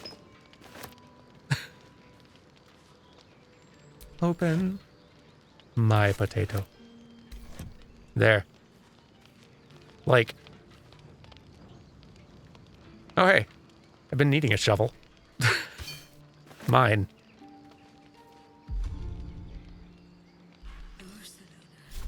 I love the fact that in multiplayer this all just, like, works. And that you, as a multiplayer participant, could also interact with your party members and, like, friends' characters in a similar D&D fashion while they're doing things. Like, if I was being all very prankstery while my friend was continuing conversations over here, and I guess the conversation's not continuing. Oh, no, wait, it is. It's technically going on still. If I switched back here, we're still in conversation. But if my friend Shadowheart was in conversation and I was wanting to be a goofball, I certainly could pickpocket. Or a good example that they use in sort of a trailer for Divinity 2, which I really love, is like, rather than stealing something from your companion, put in their inventory some stuff you stole from somewhere so they get in trouble and get thrown in jail. And so that when they go and interact with other characters and other characters find, hey, you have stolen goods on you, they like will throw that character in jail, and your character may not be in jail. You may be fined. And then you can decide, all right, I'm going to go try to break them out of this jail. But little did you know, they already broke themselves out of jail by sweet-talking the guard. But then your efforts to break them out of jail don't work, so you get thrown in jail. And then you find a potion in your jail cell that, oh, my friends must have left this for me. And then you drink it, and it's poisoned, and you die because they put poison in it because they realized, oh, you're the reason why that thing in my inventory. Like, you can D&D against each other, and all of the game systems allow for it. Like, how cool is that? On top of everything else cool that this game does, that this game and Divinity and these others do. That's wild. It's so hard to... It is so hard to design a game that accommodates, like, narrative freedom for multiple players in a, like, in a multiplayer shared game. Like, that's so hard to do. And most games can't manage it and don't even try. I was homesick. He never let it show, but so wild. he was homesick too. He didn't deserve this. Anyway. Here, I should finish the conversation. Shouldn't be rude. Shadowheart takes a while to think before responding, Elegus. You'll find this out. You and the rest of the people of this world will eventually find. Shadowheart thinks good and long before she chooses her response. Why not take your chances on the road? We might have to, but I'd feel better if we at least knew how many are out there. The sooner we leave for Baldur's Gate, the better. How far are we from there? If the road was clear, 10 days walk maybe. But while the goblins are out there, it might as well be the other side of the world. What an amazing video game. We could say a prayer. Anyway, I should wrap it up. I should call it a night. Start winding it down to get some rest. That would be good. So, hang on. start chilling a bit, huh? Thank you all for joining me, though. This has been a good time. It's been too long since we did a wrong play. And this maybe wasn't a great game for wrong playing. In that there's not, like, a whole lot of dynamic animation systems that we can necessarily, like, fiddle around with. Still neat stuff to study, though.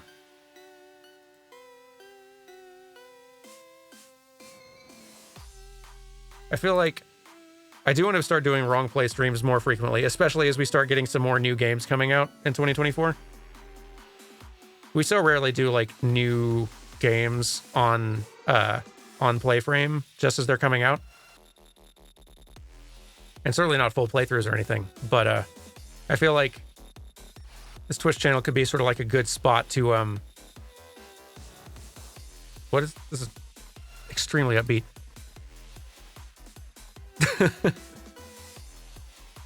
It's an extreme energy change. Let's hear it. Better.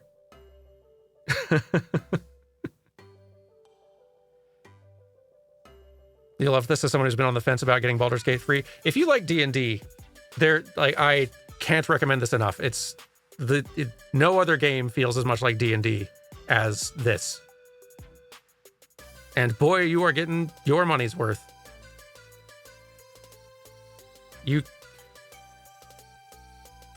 You will get well over 100 hours out of this, guaranteed. At least.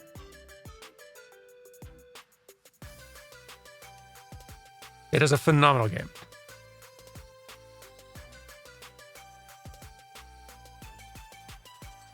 But yeah, what are some of the other games that are coming out kind of soonish? We got that new Prince of Persia game is out, like, later next week. Tekken 8's a couple weeks away. The Persona 3 remake, which I don't really know, like, what all to expect from that. That could be interesting to dip into as well. Yeah, we should do some more, like, wrong play stuff now and then, just to kind of examine the animation in games as they come out. The more games I'm checking out as they come out, the less I have to catch up on for the end of the year game animation roundup video, which is coming. It's just been a lot of games to cover and a lot to write in a very busy couple of months. I allowed myself to rest a bit more than I normally do.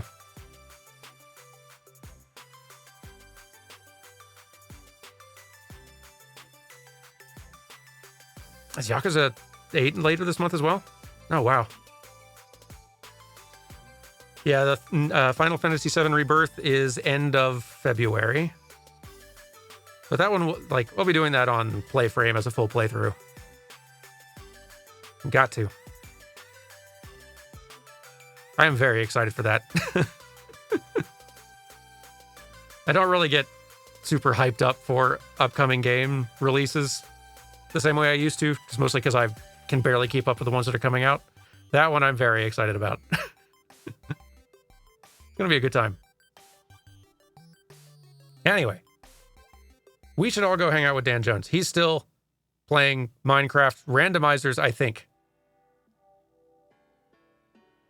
And I don't entirely know what that entails. Or some kind of Minecraft challenge run thing. I don't know what's involved in that. We should all go find out. Let's go all say hi to Dan. 3 Dans in one chat. It'll be a very good time, I think. But yeah, thank you all for joining me. We'll do this again sometime. Sometime soonish. And have a good rest of your week, though. Let's go see Dan.